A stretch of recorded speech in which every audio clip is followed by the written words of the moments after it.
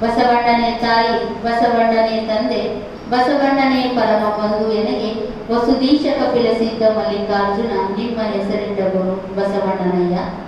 ಮಂತ್ರಪುರುಷ, ಮಹಾಮಾನವತಾವಾದಿ, ಸ್ತ್ರೀ ಕುಲೋದ್ಧಾರಕ, ದಲಿತೋದ್ಧಾರಕ ಅಪ್ಪ ಬಸವಣ್ಣನವರ ಪಾದಕಮಲಗಳನ್ನು ಮನದಲ್ಲಿ ಸ್ಮರಿಸುತ್ತಾ 12ನೇ ಶತಮಾನದ ಎಲ್ಲ ಬಸವಾದಿ ಶಿವಶರಣರನ್ನು ನೆನೆಯುತ್ತಾ ವಚನ ಸಾಹಿತ್ಯದ ಪಿತಾಮಹರಾದಂಥ ಡಾಕ್ಟರ್ ಗೋಗು ಹಳಕಟ್ಟಿಯವರನ್ನು ನೆನೆಯುತ್ತಾ ಹಾಗೂ ಕರ್ನಾಟಕದ ಗಾಂಧಿ ಎಂದೇ ಹೆಸರಾದ ಹರ್ಡೇಕರ್ ಮಂಜಪ್ಪನವರನ್ನು ಸಹ ನೆನೆಯುತ್ತಾ ಇವತ್ತಿನ ಈ ಅನುಭವ ಕಾರ್ಯಕ್ರಮಕ್ಕೆ ಆಗಮಿಸಿದ ಟ್ರಸ್ಟಿನ ಎಲ್ಲ ಶರಣ ತಂದೆ ತಾಯಿಗಳಿಗೂ ಭಕ್ತಿಪೂರ್ವಕ ಶರಣು ಶರಣಾರ್ಥಿಗಳು.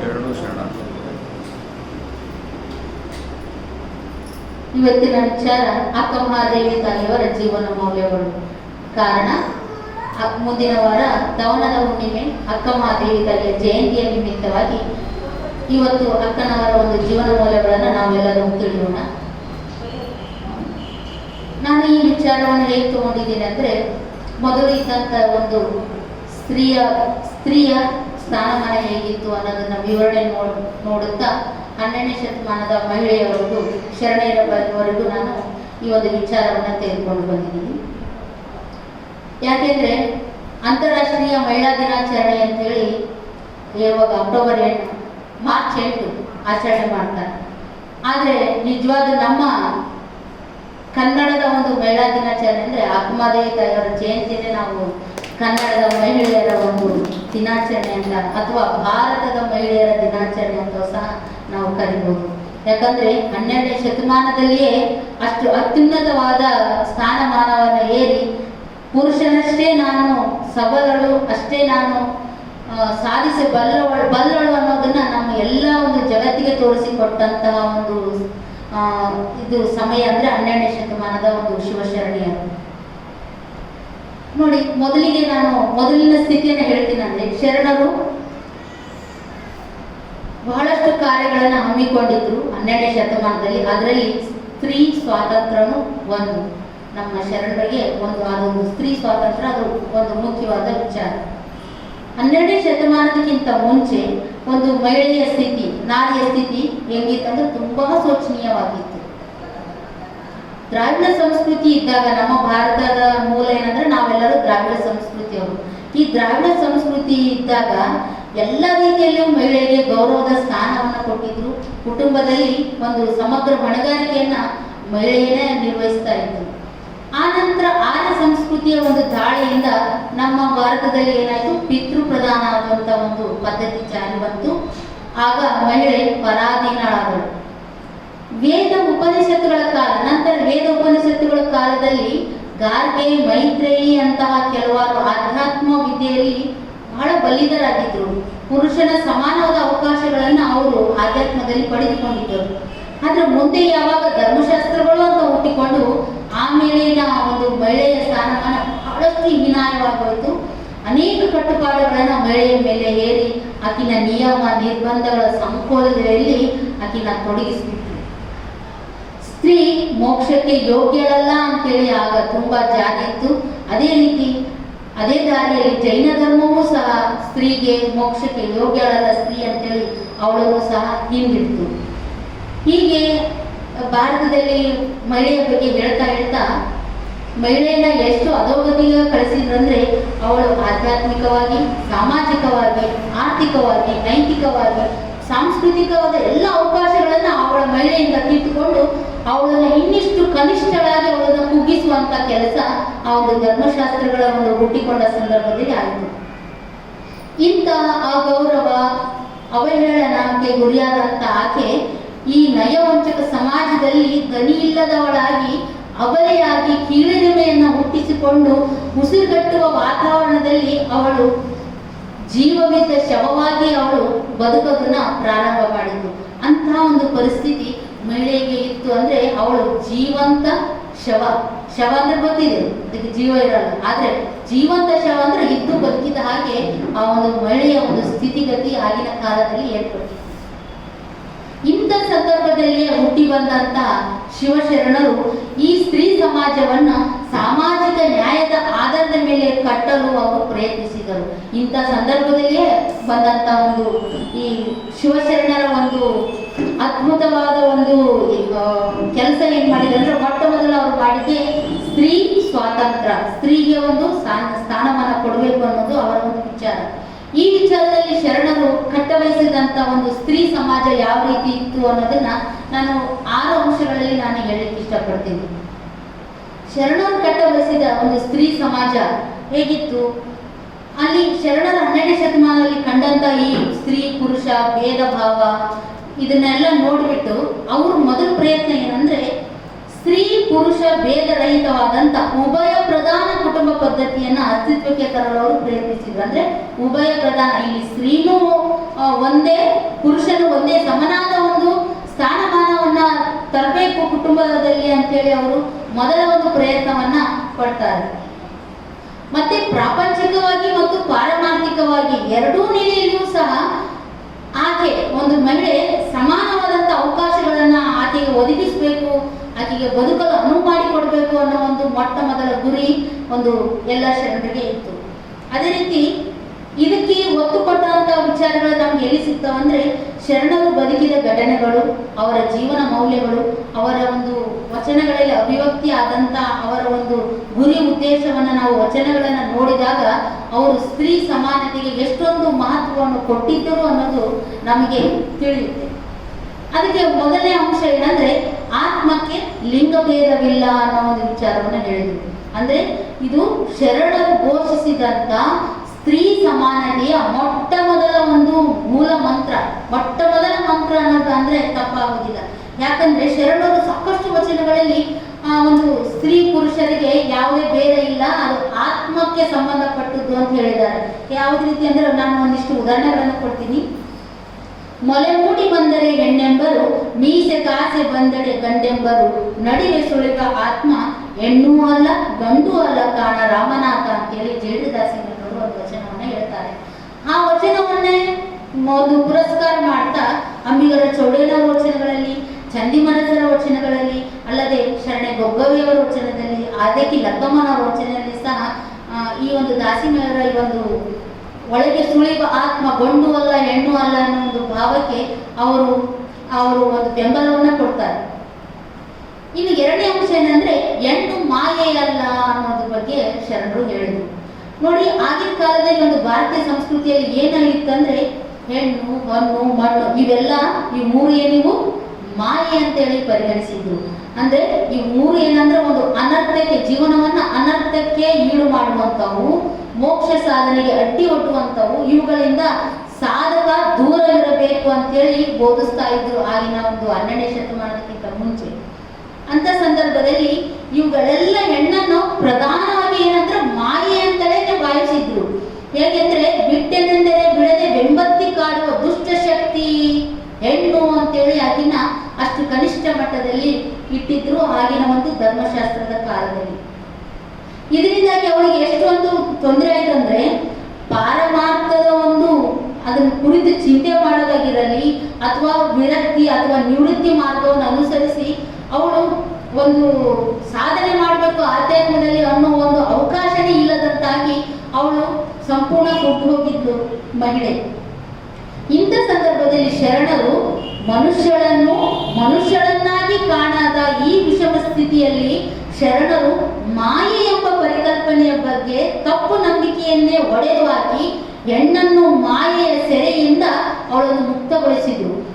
ಯಾವ ರೀತಿ ಮುಕ್ತಗೊಳಿಸಿದ್ರು ಅಂದ್ರೆ ಹೊನ್ನು ಮಾಯೆ ಎಂಬರು ಹೊನ್ನು ಮಾಯೆಯಲ್ಲ, ಹೆಣ್ಣು ಮಾಯೆ ಎಂಬರು ಹೆಣ್ಣು ಮಾಯೆಯಲ್ಲ, ಮನದ ಮುಂದನ ಆಸೆಯೇ ಮಾಯೆ ಕಾಣ ಗುಹೇಶ್ವರ ಅಂತೇಳಿ ಅಲ್ಲಮಪ್ರಭು ದೇವರು ತಮ್ಮ ವಚನದಲ್ಲಿ ಮೊಟ್ಟ ಮೊದಲ ಬಾರಿಗೆ ಹೆಣ್ಣು ಮಾಯೆ ಅಲ್ಲ ಅನ್ನೋದನ್ನ ಜನಸಾಮಾನ್ಯರಿಗೆ ಮನದಟ್ಟನ್ನ ಮಾಡಿದ್ರು.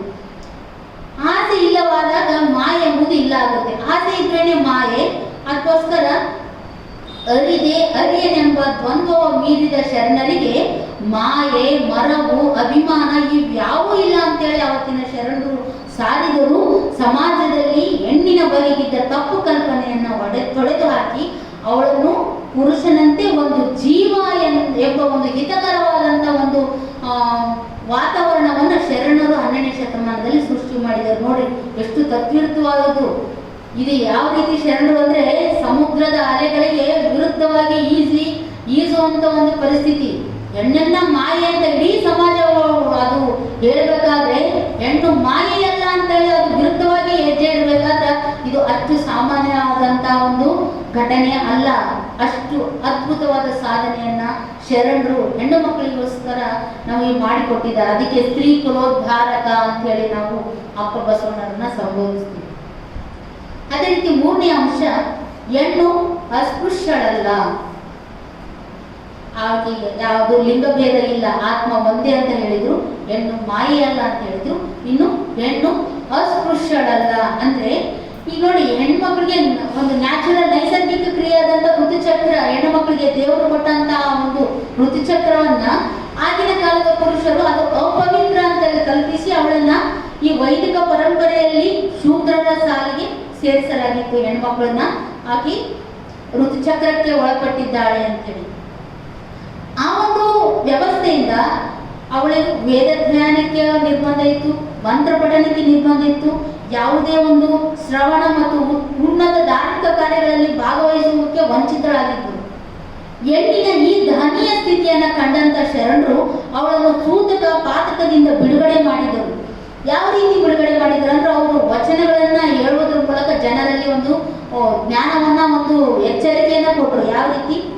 ಕೊಲೆ ಉಂಟೆ ಲಿಂಗವಿದ್ದೆಡೆಯಲ್ಲಿ, ಕುಲವುಂಟೆ ಜಂಗಮವಿದ್ದೆಡೆಯಲ್ಲಿ, ಎಂಜಲುಂಟೆ ಪ್ರಸಾದವಿದ್ದೆಡೆಯಲ್ಲಿ, ಅಪವಿತ್ರವ ನುಡಿಯ ಸೂತಕವೇ ಪಾತಕ, ಅಪವಿತ್ರದ ನುಡಿಯ ಸೂತಕವೇ ಪಾತಕ, ನಿಷ್ಕಳ ನಿಜೈಕ್ಯ ತ್ರಿವಿಧ ನಿರ್ಣಯ ಕೂಡಲ ಚನ್ನಸಂಗ ನಿಮ್ಮ ಶರಣನು. ಚನ್ನಬಸವಣ್ಣವರು ಹೇಳ್ತಾರೆ. ಅದೇ ರೀತಿ ಅಲ್ಲಮ ಪ್ರಭುದೇವರು, ಸತಿ ಭಕ್ತಿಯಾದಡೆ ಕೊಲೆಗಂಜಲಾಗದು, ಪತಿ ಭಕ್ತನಾದಡೆ ಕುಲಗಂಜಲಾಗದು, ಸತಿ ಪತಿ ಎಂಬ ಅಂಗ ಸುಖವ ಹಿಂಗಿ ಲಿಂಗವೇ ಪತಿಯಾದ ಬಳಿಕ ಸತಿಗೆ ಪತಿ ಉಂಟೆ, ಪತಿ ಎಂಬ ಅಂಗ ಸುಖ ಹಿಂಗಿ ಲಿಂಗವೇ ಪತಿಯಾದ ಬಳಿಕ ಸತಿಗೆ ಪತಿ ಉಂಟೆ, ಪತಿಗೆ ಸತಿ ಉಂಟೆ, ಹಾಲುಂಟು ಮೇಲುಂಬರೆ ಗುಹೇಶ್ವರ ಅಂತೇಳಿ ಅಲ್ಲಮ ಪ್ರಭುದೇವರು ಹೇಳಿದ್ರು. ನೋಡಿ, ಅವಳ ಭಕ್ತಿ ಆದ್ಮೇಲೆ ಅವಳಿಗೆ ಯಾವುದೇ ರೀತಿಯ ಒಂದು ಹೊಲೆಯ ಸೂತಕ ಅಂತ ಹೇಳಿ ಅವು ಯಾವುದಕ್ಕೂ ಹೆಣ್ಣು ಹಂಚಬೇಕಾಗಿಲ್ಲ. ಯಾಕಂದ್ರೆ ಹೆಣ್ಣು ಅಲ್ಲಿ ಭಕ್ತಿಯಾಗಿರ್ತಾಳೆ ಅಂತೇಳಿ ಅಲ್ಲಮ ಪ್ರಭುದೇವರು ಹೇಳ್ತಾರೆ. ಅದೇ ರೀತಿ ಅಕ್ಕಮಹಾದೇವಿ ತಾಯಿಯವರು, ಹೆಣ್ಣು ಹೆಣ್ಣಾದಡೆ ಗಂಡಿನ ಸೂತಕ, ಗಂಡು ಗಂಡಾದಡೆ ಹೆಣ್ಣಿನ ಸೂತಕ, ಮನದ ಸೂತಕಕ್ಕೆ ತೆರೆ ಉಂಟೆ ಅಯ್ಯ, ಮೊದಲಿಲ್ಲದ ಸೂತಕಕ್ಕೆ ಮರಳಾಯಿತು ಜಗವೆಲ್ಲ, ಎನ್ನ ದೇವ ಚೆನ್ನಮಲ್ಲಿಕಾರ್ಜುನೆಂಬ ಬರುವಂಗೆ ಜಗವೆಲ್ಲ ಹೆಣ್ಣು ನೋಡ ಅಯ್ಯ ಅಂತೇಳಿ ಅಕ್ಕಮಹಾದೇವಿ ತಾಯಿ ಹೇಳ್ತಾರೆ. ನೋಡಿ, ಇಡೀ ಜಗತ್ತೇ ಹೆಣ್ಣು. ಯಾಕಂದ್ರೆ ಬಸವಣ್ಣವರು ಒಂದು ವಚನದಲ್ಲಿ ಹೇಳ್ತಾರೆ. ಯಾವ ವಚನ ಅದು? ಹಾಡಿದೊಡೆ ಎನ್ನೊಳೆಯನ ಹಾಡುವೆ, ಬೇಡಿದೊಡೆ ಎನ್ನೊಳೆಯನ ಬೇಡುವೆ, ಒಡೆಯನ್ ಒಡಲ ತೋರಿ ಎನ್ನ ಬಡತನವ ಭಿನ್ನಯಿಸುವೆ, ಒಡೆಯ ಮಹಾದಾನಿ ಕೂಡಲ ಸಂಗಮ ದೇವನಿಗೆ ಸೆರಗೊಡ್ಡಿ ಬೇಡುವೆ ಅಂತೇಳಿ ಬಸವಣ್ಣವ್ರು ಹೇಳ್ತಾರೆ. ಸೆರಗು ಯಾರಿಗಿರ್ತ್ರಿ? ಹೆಣ್ಣು ಮಗಳಿಗೆ ಇರುತ್ತೆ. ಆದ್ರೆ ಬಸವಣ್ಣನವರು ಸೆರಗೊಡ್ಡಿ ಅಂದ್ರೆ ಬಸವಣ್ಣರಿಗೆ ಸೆರಗೆ ಹೆಂಗ್ ಬಂತು ಅಂದ್ರೆ, ಇಲ್ಲಿ ಪುರುಷನೂ ಸಹ, ಇಲ್ಲಿ ಹೆಣ್ಣತ್ತು ಅನ್ನೋದು ಪುರುಷನಲ್ಲಿಯೂ ಇದೆ, ಹೆಣ್ಣು ಅನ್ನೋ ಭಾವ ಪುರುಷನಲ್ಲಿ ಇದೆ. ಹೆಣ್ಣಿಲ್ದೆ ಈಗ ನೀವು ವೈಜ್ಞಾನಿಕವಾಗಿ ನೋಡಿದ್ರೆ ಡಾಕ್ಟರ್ಸ್ ಎಲ್ಲ ಹೇಳ್ತಾರೆ. ಯಾಕಂದ್ರೆ ಎಕ್ಸ್ ಮತ್ತು ವೈ, ಹೆಣ್ಣು ಮತ್ತು ಗಂಡು, ಅವು ವೈಜ್ಞಾನಿಕವಾಗಿ ವಿವರಣೆ ಮಾಡ್ತಾರೆ. ನನಗಷ್ಟು ಬರೋದಿಲ್ಲ. ಹೆಣ್ಣಿನ ಅಂಶನೂ ಗಂಡಿನಲ್ಲಿದೆ, ಗಂಡಿನ ಅಂಶನೂ ಹೆಣ್ಣಿನಲ್ಲಿದೆ. ಹಾಗಾಗಿ ಬಸವಣ್ಣವರು ಈ ವೈಜ್ಞಾನಿಕತೆಯನ್ನು 12ನೇ ಶತಮಾನದಲ್ಲಿ ತಿಳಿಸಿದ್ರು. ನಮ್ಗೆ ಈಗೆಲ್ಲ ಸ್ಕ್ಯಾನಿಂಗ್ ಅವೆಲ್ಲ ಮಾಡಿ ಸೈಂಟಿಸ್ಟ್ ಎಲ್ಲ ಕಂಡುಹಿಡಿದಾಗ ಹೇಳ್ತಾರೆ ಅವರು, ಗಂಡಿನಲ್ಲೂ ಹೆಣ್ಣಿನ ಅಂಶ ಇದೆ, ಹೆಣ್ಣಿನಲ್ಲೂ ಗಂಡಿನ ಅಂಶ ಇದೆ ಅಂತ. ಆದ್ರೆ 12ನೇ ಶತಮಾನದಲ್ಲಿ ಯಾವ ವಿಜ್ಞಾನನೂ ಬೆಳೆದೇ ಇರುವಂತ ಸಮಯದಲ್ಲಿ ವಿಜ್ಞಾನಿಗಳೇ ಆದರೂ ಬಸವಾದಿ ಶರಣರು ಎಲ್ಲರೂ ವಿಜ್ಞಾನಿಗಳೇ ಆಗಿ ಆ ಪುರುಷನಲ್ಲೂ ಸಹ ಹೆಣ್ಣಂಶ ಇದೆ, ಹೆಣ್ಣತ್ವ ಇದೆ ಅನ್ನೋದಕ್ಕೆ ಆ ಪರಮಾತ್ಮನ ಬಸವಣ್ಣರು ಹೆಂಗ್ ಕೇಳಿದ್ರು? ಸೆರಗೊಡ್ಡಿ ಬೇಡುವೆ ಅಂತ ಕೇಳಿದ್ರು. ಅದಕ್ಕೆ ಶರಣ ಸತಿ ಲಿಂಗಪತಿ ಅಂದ್ರು. ಅದಕ್ಕೆ ಒಂದು ಪುಷ್ಟಿಯನ್ನು ಕೊಡುವಂತ ಅಕ್ಕಮಹಾದೇವಿ ತಾಯಿಯವರು ಹೇಳಿದ್ರು, ಚೆನ್ನಮಲ್ಲಿಕಾರ್ಜುನೆಂಬ ಗರುವಂಗೆ ಜಗವೆಲ್ಲ ಹೆಣ್ಣು ನೋಡ ಅಯ್ಯ, ಇಡೀ ಜಗತ್ತೇ ಹೆಣ್ಣು ಅಂತ ಹೇಳಿದ್ರು.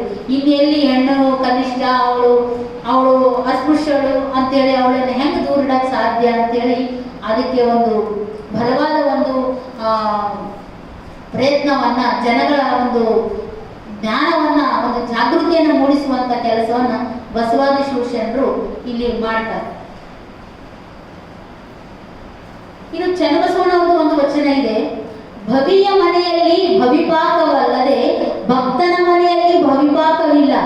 ಆ ಭಕ್ತನು, ಆ ಭಕ್ತನ ಸ್ತ್ರೀಯು ಲಿಂಗ ಮುಂತಾಗಿ ಗುರುಲಿಂಗ ಜಂಗಮಕ್ಕೆ ಬೇಕೆಂದು ಭಕ್ತಿರತಿಯಿಂದ ಲಿಂಗ ಹಸ್ತದಲ್ಲಿ ಮಾಡಿದ ಸರ್ವ ದ್ರವ್ಯಗಳು, ಸಕಲ ಪದಾರ್ಥಗಳೆಲ್ಲವೂ ಶುದ್ಧ ಪಾಕ, ಅತ್ಯಂತ ಪವಿತ್ರ ಪಾಕ, ಲಿಂಗಕ್ಕೆ ಸಲ್ಲುವುದು. ಅವ ನದಿಗಳೆದಡೆ ದ್ರೋಹ, ಲಿಂಗಕ್ಕೆ ಕೊಟ್ಟು ಕೊಡಬೇಕು, ಕೂಡಲ ಚನ್ನ ಸಂಗಮ ದೇವ.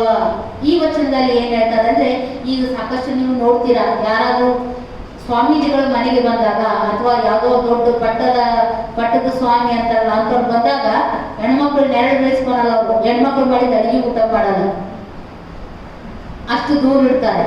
ನಮ್ಮ ಲಿಂಗಾಯತ ಶರಣರನ್ನೇ ಅದನ್ನ ವಿರೋಧ ಮಾಡಿದ್ದಾರೆ. ನಮ್ಮ ಲಿಂಗಾಯತರ ಮಠದಲ್ಲಿ, ಶರಣರು ಕಟ್ಟಿದಂತ ಮಠದಲ್ಲೇನೆ ಅವರು ಸ್ವಾಮೀಜಿಗಳಾಗಿ ಶರಣರಿಗೆ ವಿರುದ್ಧವಾಗಿ ಹೆಣ್ಣನ್ನ ದೂರ ಇಟ್ಟು ಅವ್ರು ಪೂಜೆ ಪುರಸ್ಕರಿದ್ದಾಗ ಹೆಣ್ಣನ್ನ ದೂರ ಸರಿಸ್ತಾರ. ಅವ್ರು ಮಾಡಿದ ಅಡಿಗೆ ತಿನ್ನೋದಿಲ್ಲ. ಅದನ್ನ ಚನ್ನಬಸವಣ್ಣವರು ನಮ್ಗೆ ಸಾಕ್ಷಿಯಾಗಿ ಹೇಳ್ತಾರೆ, ಈ ತರ ಮಾಡಬಾರ್ದು. ನೋಡಿ, ಭಕ್ತಿಯಾದ ಬಳಿಕ ಹೆಣ್ಣಿಗೆ ಭವಿತನವಿಲ್ಲ. ಯಾರು ಲಿಂಗವನ್ನ ಅಂಗದ ಮೇಲೆ ಲಿಂಗ ಕಟ್ಟಿಕೊಂಡು ನಿತ್ಯ ಲಿಂಗ ಪೂಜೆಯನ್ನ ಮಾಡ್ತಾರೆ, ಅವಳು ಭಕ್ತೆ. ಲಿಂಗ ಇಲ್ಲದೆ 108 ದೇವರ ಪೂಜೆ ಮಾಡಿದ್ರೆ ಆಕೆ ಎಂದು ಭಕ್ತಳಾಕೆ ಸಾಧ್ಯ ಇಲ್ಲ. ನೋಡಿ, ಈಗ ಮದುವೆಯ ತಾಳಿ ಕಟ್ಟಿ ಮದುವೆ ಆದ್ರೆ ಮಾತ್ರ ಒಂದು ಗಂಟಿನ ಒಂದು ಸಂಬಂಧವನ್ನ ಮಾಡೋದಕ್ಕೆ ಸಮಾಜದಿಂದ ಒಪ್ಪಿಗೆ ಕೊಡುತ್ತೆ. ಅದೇ ರೀತಿ ಅಂಗದ ಮೇಲೆ ಲಿಂಗವನ್ನು ಕಟ್ಟಿಕೊಂಡಾಗ ಮಾತ್ರ ಪರಮಾತ್ಮನ ಜೊತೆಗೆ ನಾವು ಆಧ್ಯಾತ್ಮದಲ್ಲಿ ಮುಂದುವರೆದು ಆ ಪರಮಾತ್ಮನ ಒಲಮೆಯನ್ನು ಒಲಿಸ್ಕೊಳ್ಳಕ್ಕೆ ಸಾಧ್ಯ ಆಗಕ್ಕೆ ಕಾರಣ ಏನಂದ್ರೆ ಅಂಗದ ಮೇಲೆ ಲಿಂಗ ಇರಬೇಕು. ಒಂದು ಹೆಣ್ಣು ತಾಳಿ ಇಲ್ಲದೆ ಪರಪುರುಷನ ಜೊತೆಗೆ ಇದ್ರೆ ಅದೆಷ್ಟು ಚೀಳ ನೋಡು. ಅದೇ ರೀತಿ ಅಂಗದ ಮೇಲೆ ಲಿಂಗ ಇಲ್ಲದೆ ಲಿಂಗ ಪೂಜೆಯನ್ನ ಮಾಡದೆ 108 ದೈವಕ್ಕೆ ಎರಗಿದ್ರೆ ಅದು ಅನೈತಿಕ ಸಂಬಂಧ ಮಾಡಿದಂಗೆ.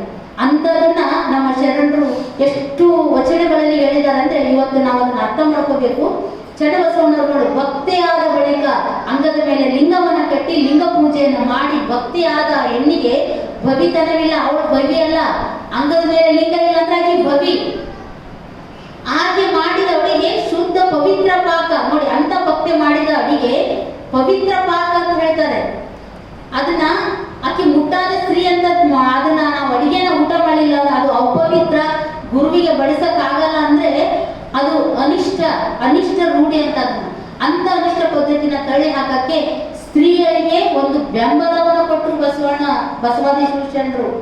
ಇಂಥ ವಚನಗಳನ್ನು ಹೇಳ್ತಾ ಸ್ತ್ರೀ ಏನೋ ಅಧೋಗತಿಗೆ ಹೋಗಿ ಆಕೆ ನನ್ಗೆ ಜೀವಂತ ಶವವಾಗಿದ್ದಲ್ಲ, ಆಕೆ ಪ್ರೋತ್ಸಾಹ ಹೆಂಗ್ ಕೊಡ್ಬೇಕು, ಆ ಹೆಣ್ಣನ್ನ ಪ್ರೋತ್ಸಾಹ ಕೊಟ್ಟು ಅವಳನ್ನು ಜಾಗೃತ ಮಾಡಿ ಎಬ್ಬಿಸಿ ಈ ಆಧ್ಯಾತ್ಮದಲ್ಲಿ ಅವಳನ್ನು ಬೆಳವಣಿಗೆ ಮಾಡೋದಕ್ಕೆ ಹೆಂಗ್ ಸಾಧ್ಯ ಅಂತ ಇಂಥ ವಚನಗಳನ್ನ ಶರಣರು ರಚನೆ ಮಾಡಿ ಹೆಣ್ಣನಲ್ಲಿರುವಂತಹ ಒಂದು ಆಧ್ಯಾತ್ಮಿಕ ಶಕ್ತಿಯನ್ನು ಪುಟಿದೇಳುವಂತ ಕೆಲಸವನ್ನು ಮಾಡಿದರು. ನೋಡಿ, ಅವಳು ಭಕ್ತಿಯಾಗಿ ಅಡಿಗೆ ಮಾಡಿದ್ರೆ ಅದು ಪವಿತ್ರ ಪಾಕ. ಅಂತದನ್ನ ಅವಳು ನೋಡಿ ಲಿಂಗ ಹಸ್ತದಿಂದ ಅಡಿಗೆ ಮಾಡ್ತಾರ್ರಿ. ಮನೆಯಲ್ಲಿ ಆದ್ರೂ ಈಗ ನಾವು ಪ್ರತಿನಿತ್ಯ ಸ್ನಾನ ಮಾಡಿ ಲಿಂಗ ಪೂಜೆ ಮಾಡ್ಕೊಂಡೇ ಒಲೆ ಹಚ್ಚೋದು. ಲಿಂಗಾಯತ ಬಸವ ತತ್ವದ ಮನೆತನ ಎಲ್ಲರೂ ಸ್ನಾನ ಮಾಡಿ ಲಿಂಗ ಪೂಜೆ ಮಾಡಿನೇ ಒಲೆ ಹಚ್ಚಿ ಅಡಿಗೆಯನ್ನ ಮಾಡ್ತಾರೆ. ವಚನಗಳನ್ನ ಹೇಳ್ತಾ ಅಡಿಗೆ ಮಾಡಿದಾಗ ಆ ಮಾಡುವಂತ ಅಡಿಗೆಯಲ್ಲಿ ಕೇವಲ ಬೇರೆದವ್ರು ಮಾಡಿದ್ರೆ ಬರೀ ರುಚಿ ಇರುತ್ತೆ, ಉಪ್ಪು ಖಾರ ಇರುತ್ತೆ ಅಷ್ಟೇ. ಆದ್ರೆ ಈ ಲಿಂಗವಂತ ಮಹಿಳೆ ಮನೆಯಲ್ಲಿ ಮಾಡುವಂತ ಅಡಿಗೆಯಲ್ಲಿ ರುಚಿಯ ಜೊತೆಗೆ ಅದು ಪ್ರಸಾದ ಆಗುತ್ತೆ. ಕೇವಲ ದೇವಸ್ಥಾನಕ್ಕೆ ಹೋಗಿ ದೇವರಿಗೆ ತೋರಿಸಿ ಬಂದು ತಿಂದ್ರ ಪ್ರಸಾದ ಅಲ್ಲದು. ವಚನಗಳನ್ನು ಹೇಳುತ್ತಾ ಲಿಂಗ ಪೂಜೆಯನ್ನ ಮಾಡಿಕೊಂಡು ವಚನಗಳನ್ನು ಹೇಳುತ್ತಾ ಆ ಒಂದು ಪ್ರೀತಿಯಿಂದ ಭಕ್ತಿಯಿಂದ ಏನು ಅಡಿಗೆ ಮಾಡ್ತಾಳೆ ಹೆಣ್ಮಗಳು, ಅದು ಶುದ್ಧ ಪವಿತ್ರ ಪಾಕ.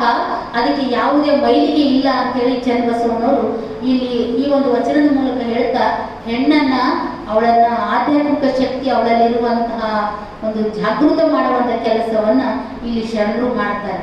ಇನ್ನು 4ನೇ ಅಂಶ, ಹೆಣ್ಣು ಪ್ರತ್ಯಕ್ಷ ದೇವತೆ.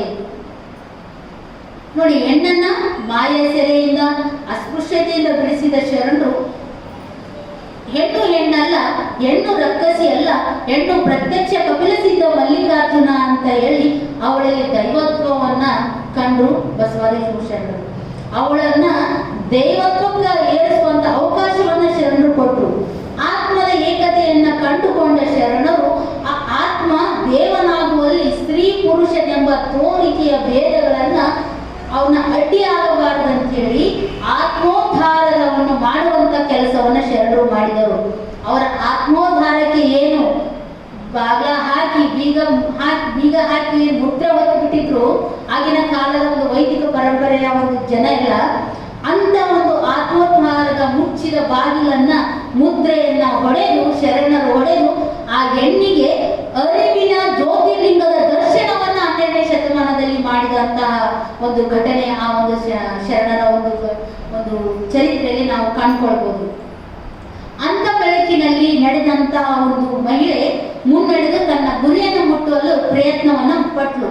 ಇದೆಲ್ಲ ಸಾಧನೆ ಮಾಡಿ ಆ ಹೆಣ್ಮಕ್ಳನ್ನ ಆ ಒಂದು ದಾರಿಯಲ್ಲಿ ತರಬೇಕಂದ್ರೆ ಎಷ್ಟು ಶ್ರಮ ಇರುತ್ತೆ ಅಂತ ನಾವು ಆಲೋಚನೆಯನ್ನ ಮಾಡಬಹುದು. ಯಾಕಂದ್ರೆ ಇವತ್ತಿನ ದಿನಮಾನಗಳಲ್ಲಿ ನಾವು ಈ ಒಂದು ಬಸವ ತತ್ವದ ಕಾರ್ಯಕ್ರಮಕ್ಕೆ ಪ್ರಚಾರಕ್ಕೆ ಬರ್ರಿ ಅಂದ್ರೆ ಎಷ್ಟು ಜನ ಹೆಣ್ಮಕ್ಳು ಬರ್ತಾರೆ ಅನ್ನೋದನ್ನ ನಾವು ಯೋಚನೆ ಮಾಡಿದಾಗ 12ನೇ ಶತಮಾನದಲ್ಲಿ ಅಪ್ಪ ಬಸವಣ್ಣ ಅಥವಾ ಒಬ್ಬನೇ ಯಾವ ರೀತಿ ಮಾಡಿದ್ದ, ಎಷ್ಟು ಶ್ರಮ ಹಾಕಿದ್ದ ಅನ್ನೋದನ್ನ ನಾವು ಊಹೆ ಮಾಡ್ಕೊಳ್ಬೇಕಾಗುತ್ತೆ.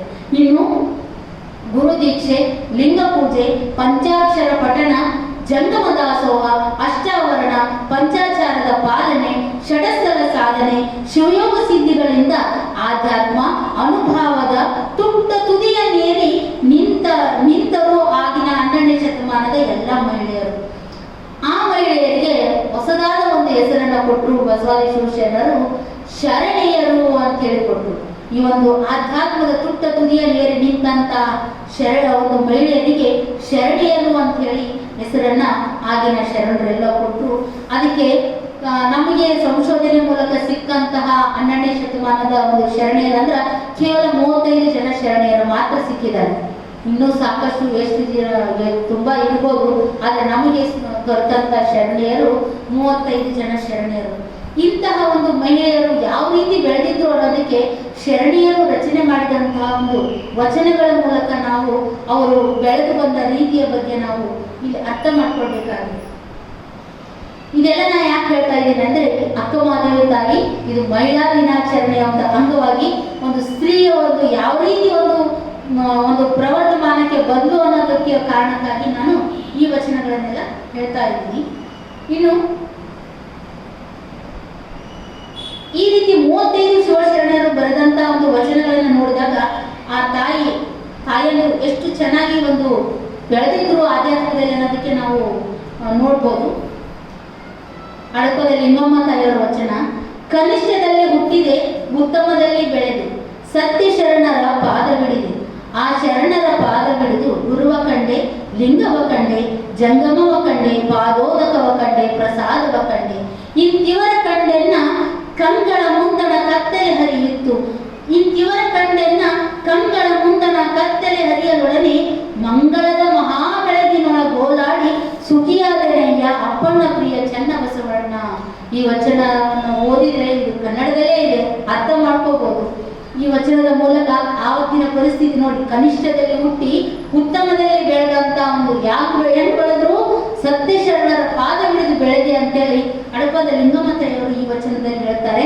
ಇನ್ನು ಕೆಲವೊಂದಿಷ್ಟು ಜನ ಶರಣೀಯರು ಹೇಳಿದ್ದಾರೆ, ನಾನು ಒಂದೊಂದು ಲೈನ್ ಮಾತ್ರ ಹೇಳಕ್ಕೆ ಇಷ್ಟಪಡ್ತೀನಿ. ನಿಜದ ನಿರ್ವಯಲ ಬಾಗಿಲ ತೋರಿದಾತ ಬಸವಣ್ಣ ಅಂತೇಳಿ ಅಕ್ಕನಾಗಮ್ಮ ತಾಯಿಯವರು ಹೇಳಿದ್ದಾರೆ. ಅದೇ ರೀತಿ ನೀಲಮ್ಮ ತಾಯಿಯವರು ಸಹ ಆ ಅನುಭವಶೀಲವನ್ನು ಅರಿತು ಮುಕ್ತಾಂಗನೆ ಆದೆನೆಯ ಬಸವ ಅಂತ ಹೇಳಿದ್ದಾರೆ.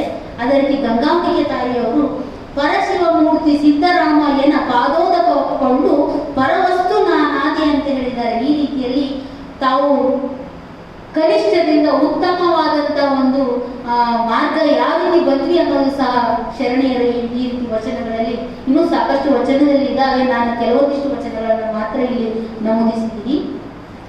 ಅದೇ ರೀತಿ ಇನ್ನು 5ನೇ ಅಂಶ ಏನಂದ್ರೆ ಪರಸ್ತ್ರೀ ಪಾರ್ವತಿಯ ಸಮಾನ. ಪರಸ್ತ್ರೀ ಪಾರ್ವತಿಯ ಸಮಾನ ನೋಡಿ, ಇದನ್ನು ಯಾವ ರೀತಿ ಶರಣರು ನಮಗೆ ಒಂದು ತೋರಿಸಿಕೊಟ್ರು ಅಂದ್ರೆ ಆಚಾರ ಪ್ರಧಾನವಾದಂತ ಈ ಒಂದು ಶರಣ ಧರ್ಮದಲ್ಲಿ ನೈತಿಕ ನಡವಳಿಕೆಗೆ ಪ್ರಥಮ ಪ್ರಾಶಸ್ತ್ಯ ಕೊಟ್ಟಿದ್ದು.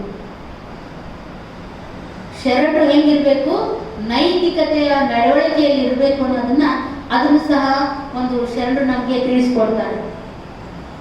ಹೆಣ್ಣನ್ನು ಕೇವಲ ಭೋಗದ ವಸ್ತು ಎಂದು ಭಾವಿಸಿದ್ದ ಪುರುಷ ಅವಳ ಮೇಲೆ ತನ್ನ ಕೆಟ್ಟ ದೃಷ್ಟಿಯನ್ನು ಬೀರುತ್ತಾ ದೌರ್ಜನ್ಯ ತೋರುತ್ತಾ ಸಮಯ ಬಂದಾಗ ಶೀಲಹರಣಕ್ಕೂ ಸಹ ಮುಂದಾಗುತ್ತಾ ಇಂತಹ ಒಂದು ಸ್ಥಿತಿಯಿಂದ ಅಸಹಾಯಕಳಾದ ಅವಳು ಬಲಿಯಾಗಿ ತನ್ನ ಜೀವರತ್ನವೆನಿಸಿದ ಶೀಲ ಚಾರಿತ್ರ್ಯ, ಇವು ಹೆಣ್ಣಿನ ಜೀವರತ್ನಗಳು, ಶೀಲ ಚಾರಿತ್ರ್ಯವನ್ನು ಕಳೆದುಕೊಂಡು ಸಮಾಜದ ನಿಂದೆಗೆ ಗುರಿಯಾಗಿ ಜೀವನವಿಡೀ ದುಃಖದಲ್ಲಿ ಕೊರಗುವಂತಹ ಸ್ಥಿತಿಯಲ್ಲಿದ್ದಂತ ಆ ಮಹಿಳೆಗೆ ಇಂಥ ಸ್ಥಿತಿಯನ್ನು ಕಂಡು ಶರಣರು ಏನ್ ಮಾಡ್ತಾರೆ, ಈ ಪುರುಷರ ದೋಷಪೂರ್ಣ ದೃಷ್ಟಿಯನ್ನ ಬದಲಿಸುವ ಒಂದು ಪ್ರಯತ್ನವನ್ನು ಮಾಡ್ತಾರೆ. ಹೆಂಗಂದ್ರೆ ಚಲಬೇಕು ಶರಣಂಗೆ ಪರಸತಿಯ ನೊಲ್ಲೆನೆಂಬ, ಚಲಬೇಕು ಶರಣಂಗೆ ಪರಧನವನೊಲ್ಲೆನೆಂಬ, ಚಲಬೇಕು ಶರಣಂಗೆ ಪರದೈವವನೊಲ್ಲೆನೆಂಬ ಅಂತ ಹೇಳಿ ಈ ಒಂದು ವಚನವನ್ನ ಹೇಳ್ತಾ ಶರಣರು ಅವರು ಏನು ಪರಸತಿ, ಪರಧನ, ಪರದೈವಕ್ಕೆ ಒಳಗಾಗಬಾರದು ಅನ್ನೋದನ್ನ ಅವರು ಈ ಒಂದು ವಚನದಲ್ಲಿ ನಮಗೆ ಒಂದು ಪುರುಷರಿಗೆ ಒಂದು ಮನದಟ್ಟು ಮಾಡ್ತಾರೆ. ಯಾಕಂದ್ರೆ ಸ್ತ್ರೀನ ಯಾವ ರೀತಿ ಒಂದು ಕಾಣಬೇಕಂತ ಹೇಳಿದ್ರು, ಅದು ಪಾರ್ವತಿಯ ಸಮಾನ ಅಂದ್ರೆ ದೈವದ ಸಮಾನ, ಪ್ರತ್ಯಕ್ಷ ಒಂದು ದೈವದ ಸಮಾನ ಅಂತ ಕಾಣ್ಬೇಕಂತ ಹೇಳಿ. ಅದೇ ರೀತಿ ಇನ್ನೊಂದು ವಚನದಲ್ಲಿ ಬಸವಣ್ಣವ್ರು ಹೇಳ್ತಾರೆ, ಪರಸ್ತ್ರೀ ಪರಧನವೆಂಬ ಜೂಬಿ ಗಂಜುವೆ ಅಂತಾರೆ. ಒಂದ ಗಂಜು ಒಂದ ಕಳುಕು ಯಾವುದೇ ಗಂಜುತ್ತೀನಿ ಅಂತ ಹೇಳಿದ್ರು, ಪರಸ್ತ್ರೀ ಎಂಬ ಜೂಬಿ ಗಂಜುವೆ ಅಂತ ಹೇಳಿ. ನೋಡಿ ಪರಸ್ತ್ರೀ ಅನ್ನೋದು ಎಷ್ಟು ಭಯಾನಕ ನೋಡಿ ಅನ್ನೋದನ್ನ ಬಸವಣ್ಣವ್ರು ಯಾರಿಗೂ ಅಂಜಲಾದ್ರೆ ಪರಸ್ತ್ರೀಗೆ ಅಂಜುತ್ತೀನಿ ಅಂತ ಹೇಳಿ ಬಸವಣ್ಣವರು ಈ ಒಂದು ವಚನದಲ್ಲಿ ಹೇಳ್ತಾರೆ. ಇನ್ನು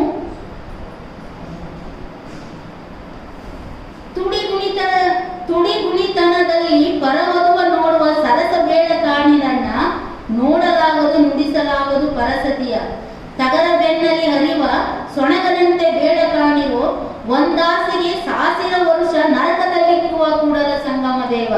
ಒಂದಾಸೆಗೆ ನರಕದಲ್ಲಿಕ್ಕುವ ನೋಡಿ 1000 ವರ್ಷ ಅಂದ್ರೆ ಈ ಪರಸ್ತ್ರೀ ಮೇಲೆ ನಾವು ಮೋಹ ಮಾಡಿದ್ರೆ ಆ ಒಂದು ಆಸೆಗೆ ಏನ್ ಮಾಡ್ತಾನೆ 100,000 ವರ್ಷ ನರಕದಲ್ಲಿ ನಾವು ಸೋಸ್ಬೇಕಾಗುತ್ತೆ ಅನ್ನೋದನ್ನ ಬಸವಣ್ಣವರು ಈ ವಚನದಲ್ಲಿ ಹೇಳ್ತಾರೆ. ಪರಧನ ಪರಸ್ತ್ರೀ ಪರದೈವಗಳಿಗೆ ದಿಪ್ಪುದೇ ನೇಮ ಅಂತೇಳಿ ನಮ್ಗೆ ಸತ್ಯಕ್ಕನವರು ಸಹ ಅವರ ವಚನದಲ್ಲಿ ಹೇಳ್ಕೊಡ್ತಾರೆ.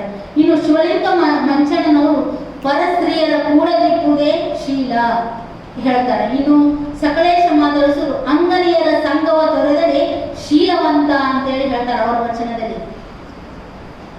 ಇನ್ನು ಸಿದ್ದರಾಮ ಶರಣರು, ಇನ್ನು ಚನ್ನಬಸವಣ್ಣವರು ಶಿವಲಿಂಗ ನೋಡುವ ಕಣ್ಣಲ್ಲಿ ಪರಸ್ತ್ರೀಯ ನೋಡದಿರೆ ಅಲ್ಲಿ ನೋಡಿದರೆ, ಶಿವಲಿಂಗವನ್ನು ನೋಡುವ ಕಣ್ಣಿನಲ್ಲಿ ಪರಸ್ತ್ರೀಯ ನೋಡಿದರೆ ಅಲ್ಲಿ ಲಿಂಗವಿಲ್ಲ ಅಂತೇಳಿ ಚನ್ನಬಸವಣ್ಣವರು ಹೇಳ್ತಾರೆ. ಇನ್ನು ಸಿದ್ದರಾಮೇಶ್ವರು ಪರಧನ ಪರಸ್ತ್ರೀಯ ವಿಸರ್ಜಿಸಿ ಪರಶಿವನ ಪೂಜಿಸು ಅಂತೇಳಿ ಸಿದ್ದರಾಮೇಶ್ವರ ಶರಣರು ಹೇಳ್ತಾರೆ.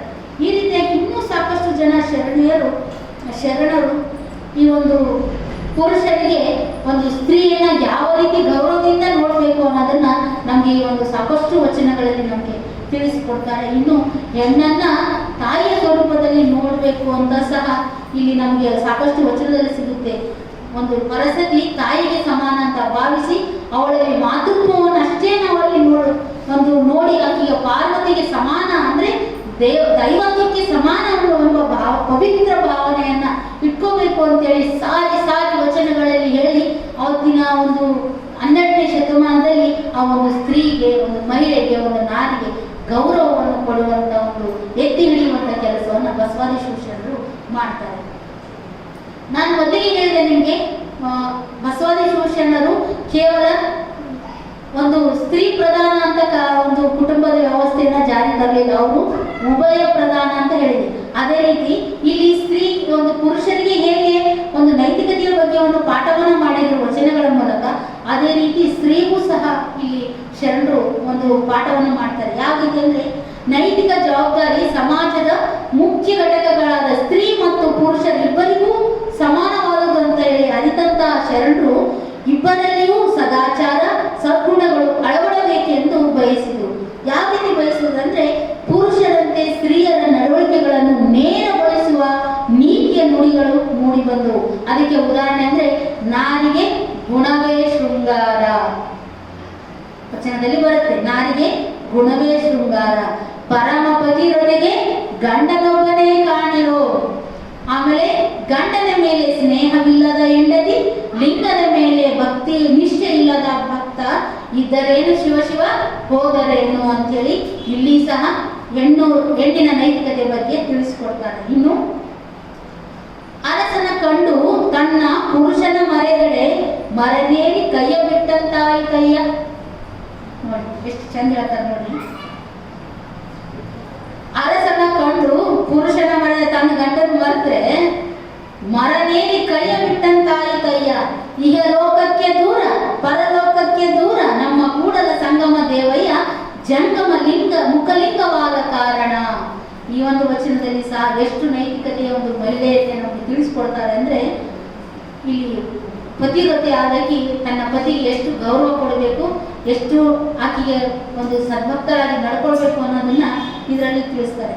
ಇನ್ನು ಇಂತಹ ಸಾಕಷ್ಟು ವಚನಗಳಿಂದ ಮಹಿಳೆಯಲ್ಲಿರುವಂಥ ಒಂದು ಅಂತರಂಗದ ಆತ್ಮಗುಣ ಒಂದು ಶ್ರೇಷ್ಠತೆಯನ್ನು ಮಾಡಲಿಕ್ಕೆ, ಇನ್ನು ಜೊತೆಗೆ ಹೆಂಡತಿಗೆ ಗಂಡನ ಮೇಲಿನ ಸ್ನೇಹ ನಿಷ್ಠೆ ಪಾತಿವ್ರತ್ಯ ಮುಖ್ಯ ಎಂದು ಹೇಳುವುದರ ಜೊತೆಗೆ ವ್ಯತಿರಿಕ್ತವಾದ ವರ್ತನೆ ಅದು ಹಾನಿಕರ ಅಂತ ಹೇಳಿ ಒಂದು ಎಚ್ಚರಿಕೆಯನ್ನು ಕೊಡುವಂತಹ ಒಂದು ವಚನಗಳನ್ನ ಸಾಕಷ್ಟು ಒಂದು ಶರಣರು ರಚನೆಯನ್ನ ಮಾಡ್ತಾರೆ ಇಲ್ಲಿ. ಅದಕ್ಕೆ ನಾನು ಹೇಳಿದೆ, ಉಭಯ ಪ್ರಧಾನವಾದಂತಹ ಒಂದು ಕುಟುಂಬ ವ್ಯವಸ್ಥೆ ನಮ್ಮ ಈ 12ನೇ ಶತಮಾನದಲ್ಲಿ ಇತ್ತು. ಲಿಂಗಾಯತ ಧರ್ಮದಲ್ಲಿ ಸಹ ಈಗ ಆ ವ್ಯವಸ್ಥೆ ಇದೆ. ಅದಕ್ಕೆ ಮೂಲ ಕಾರಣನೇ 12ನೇ ಶತಮಾನದ ಬಸವಾದಿ ಶೋಷಣೆ. ಇನ್ನು 6ನೇ ಒಂದು ಅಂಶ ಹೇಳಬೇಕಾದ್ರೆ ದಾಂಪತ್ಯ ಧರ್ಮ ಶ್ರೇಷ್ಠವಾದುದು ಅಂತ ಹೇಳಿದ್ರು. ದಾಂಪತ್ಯ ಜೀವನ ಯಾವ ರೀತಿ ಅಂದ್ರೆ ನೋಡಿ, ಶರಣ ಧರ್ಮದಲ್ಲಿ ಸಂಸಾರ ಕನಿಷ್ಠ ಸನ್ಯಾಸ ಶ್ರೇಷ್ಠ ಅನ್ನೋ ಪದ್ಧತಿ ಇಲ್ಲ. ನೈಸರ್ಗಿಕವಾದಂತ ಇಂದ್ರಿಯ ಸುಖವನ್ನ ಸಾತ್ವಿಕವಾಗಿ ಅನುಭವಿಸುವುದೇ ಪರಿಪೂರ್ಣ ಬದುಕಿನ ಲಕ್ಷಣ. ಅದಕ್ಕೆ ಈ ಮದುವೆ ಅಂತ ಹೇಳಿ ನಮ್ಮ ಹಿರಿಯರೆಲ್ಲ ಮಾಡಿರೋದು. ಅದು ಎಷ್ಟು ಚೆನ್ನಾಗಿದೆ ನೋಡಿ. ನೈಸರ್ಗಿಕವಾದ ಇಂದ್ರಿಯ ಸುಖವನ್ನು ಸಾತ್ವಿಕವಾಗಿ ಅನುಭವಿಸುವುದೇ ಪರಿಪೂರ್ಣ ಬದುಕಿನ ಲಕ್ಷಣ. ಅದು ವ್ಯಕ್ತಿಯ ಸಾಧನೆ ಸಿದ್ಧಿಗಳಿಗೆ ಆತಂಕಕಾರಿ ಅಲ್ಲ, ಯಾಕಂದ್ರೆ ಅವುಗಳಿಗೆ ಪ್ರೇರಕ ಮತ್ತು ಪೂರಕ. ಈಗ ನೋಡಿ, ನೈಸರ್ಗಿಕವಾಗಿ ಇಂದ್ರಿಯ ಸುಖ ಪ್ರತಿಯೊಬ್ಬ ಮನುಷ್ಯನಿಗೂ ಬೇಕು. ಅವುಗಳನ್ನು ಒದಗಿಸುವಂತ ಕೆಲಸವನ್ನ ಒಂದು ಹಿರಿಯರು ಈ ಮದುವೆ ಅನ್ನೋ ಒಂದು ಕಾನ್ಸೆಪ್ಟ್ ಅನ್ನ ತಂದು ಅದರ ಮೂಲಕ ಒಂದು ಗಂಡು ಹೆಣ್ಣನ್ನ ಸೇರಿಸಿ ಈ ಒಂದು ಏನು ನೈಸರ್ಗಿಕ ಕ್ರಿಯೆಗೆ ಅವರನ್ನು ಒಳಪಡಿಸಿ ಯಾವುದೇ ಅನೈತಿಕ ಕೆಲಸಗಳಿಗೆ ಅವರು ಒಳಗಾಗದಂತೆ ನೋಡಿಕೊಂಡ್ರು ಅಂತ ಒಂದು ದಾಂಪತ್ಯ ಧರ್ಮವನ್ನ ನಮ್ಮ ಶರಣರು ಸಹ ಅದನ್ನ ಶ್ರೇಷ್ಠತೆ ಅಂತ ಹೇಳಿದ್ರು. ಯಾಕಂದ್ರೆ ಅನೈತಿಕತೆಯ ಅವರು ಯಾವತ್ತೂ ಒಪ್ಕೊಳ್ಳಿಲ್ಲ. ಅದೇ ರೀತಿ ದಾಂಪತ್ಯ ಒಂದು ಜೀವನ ಶ್ರೇಷ್ಠ. ಸನ್ಯಾಸತ್ವವನ್ನು ಯಾವತ್ತೂ ಅವರು ಹೇಳಿಲ್ಲ, ಸನ್ಯಾಸಿಗಳಾಗ್ಬೇಕಂತ ಹೇಳಿಲ್ಲ. ಆಧ್ಯಾತ್ಮದಲ್ಲಿ ಸಾಧನೆ ಮಾಡಬೇಕಾದ್ರೆ ಸನ್ಯಾಸತ್ವನೇ ಬೇಕು ಅಂತ ಯಾವ ವಚನದಲ್ಲೂ ಹೇಳಿಲ್ಲ. ದಾಂಪತ್ಯ, ಯಾಕಂದ್ರೆ 12ನೇ ಶತಮಾನದ ಬಸವಾದಿ ಶರಣರು ಸಾಕಷ್ಟು ಜನ ಅವರು ಶರಣ ದಂಪತಿಗಳೇ ಆಗಿದ್ರು, ಅದು ಸಂಸಾರಸ್ಥರೇ ಆಗಿದ್ರು. ಈ ಕಾರಣದಿಂದಾಗಿ ದಾಂಪತ್ಯ ಧರ್ಮವೇ ಶ್ರೇಷ್ಠವೆಂದು ಸಾರಿದ ಶರಣರು ತಾವು ಸಂಸಾರಿಗಳಾಗಿ ಆದರ್ಶ ದಾಂಪತ್ಯ ಜೀವನ ನಡೆಸಿ ಸತಿಪತಿಗಳಿಬ್ಬರು ಸಿದ್ಧಿಯ ಶಿಖರವನ್ನೇರಿ ನಿಂತರು. ಈ ರೀತಿ ದಾಂಪತ್ಯ ಜೀವನ ನಡೆಸಿ ಸತಿಪತಿಗಳಿಬ್ಬರು ಆಧ್ಯಾತ್ಮದಲ್ಲಿ ಒಂದು ಶಿಖರವನ್ನೇ ಏರಿದ್ರು ಅಂತ ಹೇಳಿ ಇಲ್ಲಿ ನಮಗೆ ತಿಳಿಸ್ಕೊಡ್ತಾರೆ ಬಸವಾದಿ ಶರಣರು. ಅದ್ರ ಒಂದು ವಚನ ಹೇಳಿಕ್ಕೆ ಇಷ್ಟಪಡ್ತೀನಿ. ಇಂದ್ರಿಯ ನಿಗ್ರಹವ ಮಾಡಿದರೆ ಬಂದು ಕಾಡುವವು ದೋಷಗಳು, ಮುಂದೆ ಬಂದು ಕಾಡುವವು ಪಂಚೇಂದ್ರಿಯಗಳು. ಸತಿಪತಿ ರತಿ ಸುಖವ ಬಿಟ್ಟರೆ ಸಿರಿಯಾಳ ಚೆಂಗಳೆಯರು, ಸತಿಪತಿ ರತಿ ಭೋಗೋಪಭೋಗ ವಿಳಾಸವ ಬಿಟ್ಟನೆ ಸಿಂಧು ಬಲ್ಲಾಳ ಅಂತೇಳಿ ಬಸವಣ್ಣವರು ಈ ಇಂದ್ರಿಯ ನಿಗ್ರಹವನ್ನ ನಿರಾಕರಿಸಿದರು. ಕೌಟುಂಬಿಕ ಜೀವನಕ್ಕೆ ಅವರು ಪುರಸ್ಕರಿಸಿದರು. ಈ ರೀತಿಯಾಗಿ ಇನ್ನೊಂದು ನೋಡಿ, ಸಿದ್ದರಾಮೇಶ್ವರ ಏನ್ ಹೇಳ್ತಾರೆ, ಇನ್ನೊಂದು ವಚನ ಬಹಳ ಚೆನ್ನಾಗಿದೆ. ಭಕ್ತನ ಮನ ಹೆಣ್ಣಿನೊಳಗಾದರೆ ವಿವಾಹವಾಗಿ ಕೂಡುವುದು, ಭಕ್ತನ ಮನ ಮಣ್ಣಿನೊಳಗಾದರೆ ಕೊಂಡು ಆಲಯವ ಕಟ್ಟುವುದು, ಭಕ್ತನ ಮನ ಹೊನ್ನಿನೊಳಗಾದರೆ ಬಳಲಿ ದೊರಕಿಸುವುದು ನೋಡ. ಇಲ್ಲಿ ಸಹ ನಮಗೆ ಸಿದ್ದರಾಮೇಶ್ವರು ಭಕ್ತನ ಮನೆ ಯಾವ ರೀತಿ ಇರುತ್ತೆ ಅನ್ನೋದನ್ನು ಹೇಳಿದ್ದಾರೆ. ಇದು ಯಾವುದು ತಪ್ಪು ಅಲ್ಲ ಅಂತ ಹೇಳಿದ್ದಾರೆ. ದಾಂಪತ್ಯ ಜೀವನನೇ ಶ್ರೇಷ್ಠ ಅಂತಾನೆ ಹೇಳಿದ್ದಾರೆ. ಇನ್ನು ಗಜೇಶ್ವರ ಮಸಣಯ್ಯನವರ ಪುಣ್ಯಶ್ರೀ ಅವರು ಸಹ ಹೆಣ್ಣು ಬಿಟ್ಟು ಲಿಂಗವನ್ನು ಉಳಿಸಬೇಕೆಂಬರು ಹೆಣ್ಣಿಗೆಯೂ ಲಿಂಗಕ್ಕೆ ಅವರು ವಿರುದ್ಧವೇ ಅಂತ ಪ್ರಶ್ನೆ ಮಾಡಿದರು. ಅವರು ಹೆಣ್ಣು ಬಿಟ್ಟು ಲಿಂಗ ಉಳಿಸಬೇಕಂತಾರೆ. ಯಾಕಂದ್ರೆ ಹೆಣ್ಣು ಲಿಂಗಕ್ಕೆ ಏನಾರು ಆಪೋಸಿಟ್ ಏನೋ ಶತ್ರುಗಳಾದ್ರು ಹೆಣ್ಣು ಲಿಂಗ ಮತ್ತು ಹೆಣ್ಣು ಅಂತೇಳಿ ಅವರು ಪ್ರಶ್ನೆಯನ್ನು ಮಾಡೋದ್ರ ಮೂಲಕ ದಾಂಪತ್ಯ ಜೀವನ ಸತ್ಯಶುದ್ಧವಾಗಿರಬೇಕು, ಸತಿಪತಿಗಳ ಅಂತರಂಗ ಬಹಿರಂಗ ಏಕವಾಗಿರಬೇಕು, ಅವರ ಆಚಾರ ವಿಚಾರ ಶುದ್ಧವಾಗಿರಬೇಕು.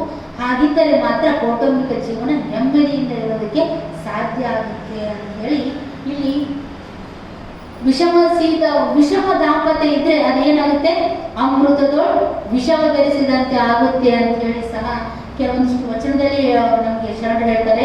ಗಂಡ ಶಿವಲಿಂಗ ದೇವರ ಭಕ್ತ, ಹೆಂಡತಿ ಮಾರಿ ಮಸಣೆಯ ಭಕ್ತಿ, ಗಂಡ ಕೊಂಬುದು ಪಾದೋದಕ ಪ್ರಸಾದ, ಹೆಂಡತಿ ಕೊಂಬುದು ಸೂರ್ಯ ಮಾಂಸ, ಭಾಂಡ ಭಾಜನ ಶುದ್ಧವಿಲ್ಲದವರ ಭಕ್ತಿ, ಹೆಂಡದ ಮಡಿಕೆಯ ಹೊರಗೆ ತೊಳೆದಂತೆ. ಹೆಂಡ ಒಳಗೈತಿ, ಮ್ಯಾಲ್ ತೊಳೆದಷ್ಟೇ ಸ್ವಚ್ಛ ಮಾಡ್ತಾರೆ, ಅದು ಒಳಗಿರೋದೇನು ಹೆಂಡದ ಮಡಿಕೆ. ಅದು ಹೆಂಡದ ಮಡಿಕೆಯ ಹೊರಗೆ ತೊಳೆದಂತೆ ಕೂಡಲ ಸಂಗಮ ದೇವ ಅಂತೇಳಿ ಬಸವಣ್ಣವರು ಸಹ ಸತಿಪತಿಗಳು ಒಂದಾದ ಭಕ್ತಿ ಹೆಂಗಿರುತ್ತೆ ಅಂತ ಹೇಳಿದ್ದಾರೆ. ಇನ್ನು ಸತಿಪತಿಗಳು ಒಂದಾದ ಭಕ್ತಿ ಹಿತವಾಗುವುದು ಶಿವಂಗೆ. ಗಂಡ ಹೆಂಡಿರ ಮನಸ್ಸು ಒಂದಾಗಿದ್ದರೆ ದೇವರ ಮುಂದೆ ನಂದಾದೇವಿಗೆ ಮೂಡಿಸಿದ ಹಾಗೆ ಸತಿಪತಿಗಳು ಒಂದಾದ ಒಂದು ಮನಸ್ಸು ಅಂತ ಹೇಳಿದರೆ, ಉಭಯ ದೃಷ್ಟಿ ಏಕದೃಷ್ಟಿಯಲ್ಲಿ ಕಾಣುವಂತೆ ದಂಪತಿ ಏಕಭಾವವಾಗಿ ನಿಂದಲ್ಲಿ ಗುಹೇಶ್ವರ ಲಿಂಗಕ್ಕೆ ಅರ್ಪಿತವಾಯಿತು. ನೋಡಿ, ಕೇವಲ ಆಧ್ಯಾತ್ಮಿಕ ಸಾಧನೆ ಹೆಣ್ಣಿಗಷ್ಟೇ ಸಂಬಂಧಪಟ್ಟಿದ್ದಲ್ಲ, ಗಂಡಿಗಷ್ಟೇ ಸಂಬಂಧಪಟ್ಟಿದ್ದಲ್ಲ. ಹೆಣ್ಣು ಗಂಡು ಕೂಡಿ ಸತಿಪತಿಗಳು ಒಂದಾದ ಭಕ್ತಿ ಹಿತವಾಗಿಪ್ಪುದು ಶಿವಂಗೆ ಅಂತ ಶರಣರು ಹೇಳಿದ್ದಾರೆ. ದಂಪತಿ ಏಕಭಾವವಾಗಿ ನಿಂದಲ್ಲಿ ಗುಹೇಶ್ವರ ಲಿಂಗಕ್ಕೆ ಅರ್ಪಿತವಾಯಿತು ಅಂತೇಳಿ ಇವರು ಹಲವು ಪ್ರವೃತ್ತಿ ಅವರು ಹೇಳ್ತಾರೆ. ಅಂತ ಒಂದು ದಾಂಪತ್ಯ ಜೀವನ ಶ್ರೇಷ್ಠವಾದಂಥದ್ದು ಅಂತೇಳಿ ಹೇಳ್ತಾ, ಈ ಎಲ್ಲ ಮಾತುಗಳಿಗೆ ನಿದರ್ಶನ ಎಂಬಂತೆ ಶರಣರೆಲ್ಲ ಸಂಸಾರಿಗಳಾಗಿ ಅನ್ಯೋನ್ಯ ದಾಂಪತ್ಯವನ್ನು ನಡೆಸಿದ್ದಾರೆ.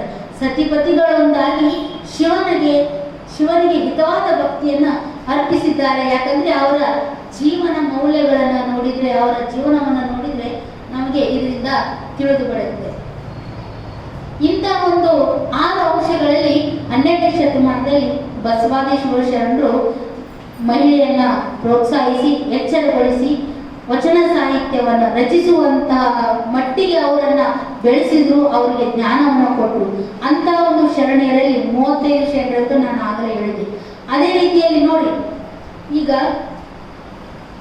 ಈ ರೀತಿ ಶರಣರು ಒಂದು ರಚಿಸಿದಂಥ ಈ ಸ್ತ್ರೀ ಸಮಾಜ ಸಂಹಿತೆ ಆ ಕಾಲದಲ್ಲಿ ಮಹಿಳೆಯರು ಮುಕ್ತ ಮನಸ್ಸಿನಿಂದ ಇನ್ನು ಒಪ್ಪಿಕೊಂಡ್ರು, ಶರಣರು ಹೇಳಿದ್ದನ್ನೆಲ್ಲ ಒಪ್ಪಿಕೊಂಡ್ರು.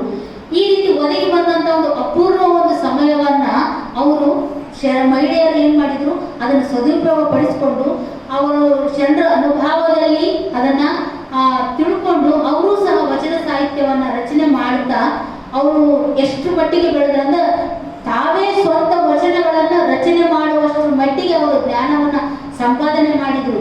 ಅಂತಹ ಒಂದು ಸಾಲಿನಲ್ಲಿ ಸಹ ಅಕ್ಕಮಹಾದೇವಿ ತಾಯಿಯವರು ಬರ್ತಾರೆ. ವಚನ ಸಾಹಿತ್ಯ ಎಂದಾಕ್ಷಣ ನಮಗೆ ನೆನಪಾಗುವುದು ವಿಶ್ವಗುರು ಬಸವಣ್ಣವರು. ಅದೇ ರೀತಿ ಶರಣೆಯರಲ್ಲಿ ಮೊಟ್ಟ ಮೊದಲಿಗೆ ನೆನಪಾಗುವರು ಅಕ್ಕ ಮಹಾದೇವಿ ತಾಯಿಯವರು. ಯಾಕಂದ್ರೆ ಅಕ್ಕ ಮಹಾದೇವಿ ತಾಯಿಯವರಿಗೆ ಇನ್ನೊಂದು ಹೆಸರು ಇನ್ನೊಂದು ವೀರ ವಿರಾಗಿಣಿ ಅಕ್ಕ ಮಹಾದೇವಿ. ವೀರ ವಿರಾಗಿಣಿ ನೋಡಿ, ಒಬ್ಬ ಹೆಣ್ಣು ಆವತ್ತಿನ ಒಂದು ಸ್ಥಿತಿಗತಿಯಲ್ಲಿ ವಿರಾಗಿಣಿಯಾಗಿ ಆಕೆ ನಡೆದು ಬಂದಂತ ಜೀವನವನ್ನ ನೋಡಿದ್ರೆ ನಮ್ಗೆ ಗೊತ್ತಾಗುತ್ತೆ. ಯಾಕಂದ್ರೆ ಅಕ್ಕಮಹಾದೇವಿ ಜೀವನದ ಬಗ್ಗೆ ನೀವೆಲ್ಲ ತಿಳ್ಕೊಂಡಿದ್ದೀರ, ನಿಮ್ಗೆ ಅರ್ಥ ಆಗಿದೆ. ಅದನ್ನೇ ನಾನು ಇನ್ನೊಂದೇ ರಿಪೀಟ್ ಮಾಡಕ್ಕ ಹೋಗಲ್ಲ, ಯಾಕಂದ್ರೆ ನೀವೆಲ್ಲರೂ ತಿಳಿದೇ ಇದ್ದೀರ. ಅಕ್ಕಮಹಾದೇವಿ ಉಡುತಡಿಯಲ್ಲಿ ಜನಿಸಿದ್ರು, ಅವರ ಜನ್ಮಸ್ಥಳ ಉಡುತಡಿ, ಅವರ ತಾಯಿ ಸುಮತಿ, ತಂದೆ ನಿರ್ಮಲ ಶೆಟ್ಟಿ. ಶಿವಮೊಗ್ಗ ಜಿಲ್ಲೆಯ ಉಡುತಡಿಯಲ್ಲಿ ಅವರ ಒಂದು ಜನನ ಆಗುತ್ತೆ. ಅವರು 12ನೇ ಶತಮಾನ ಅವರ ಕಾಲಮಾನ.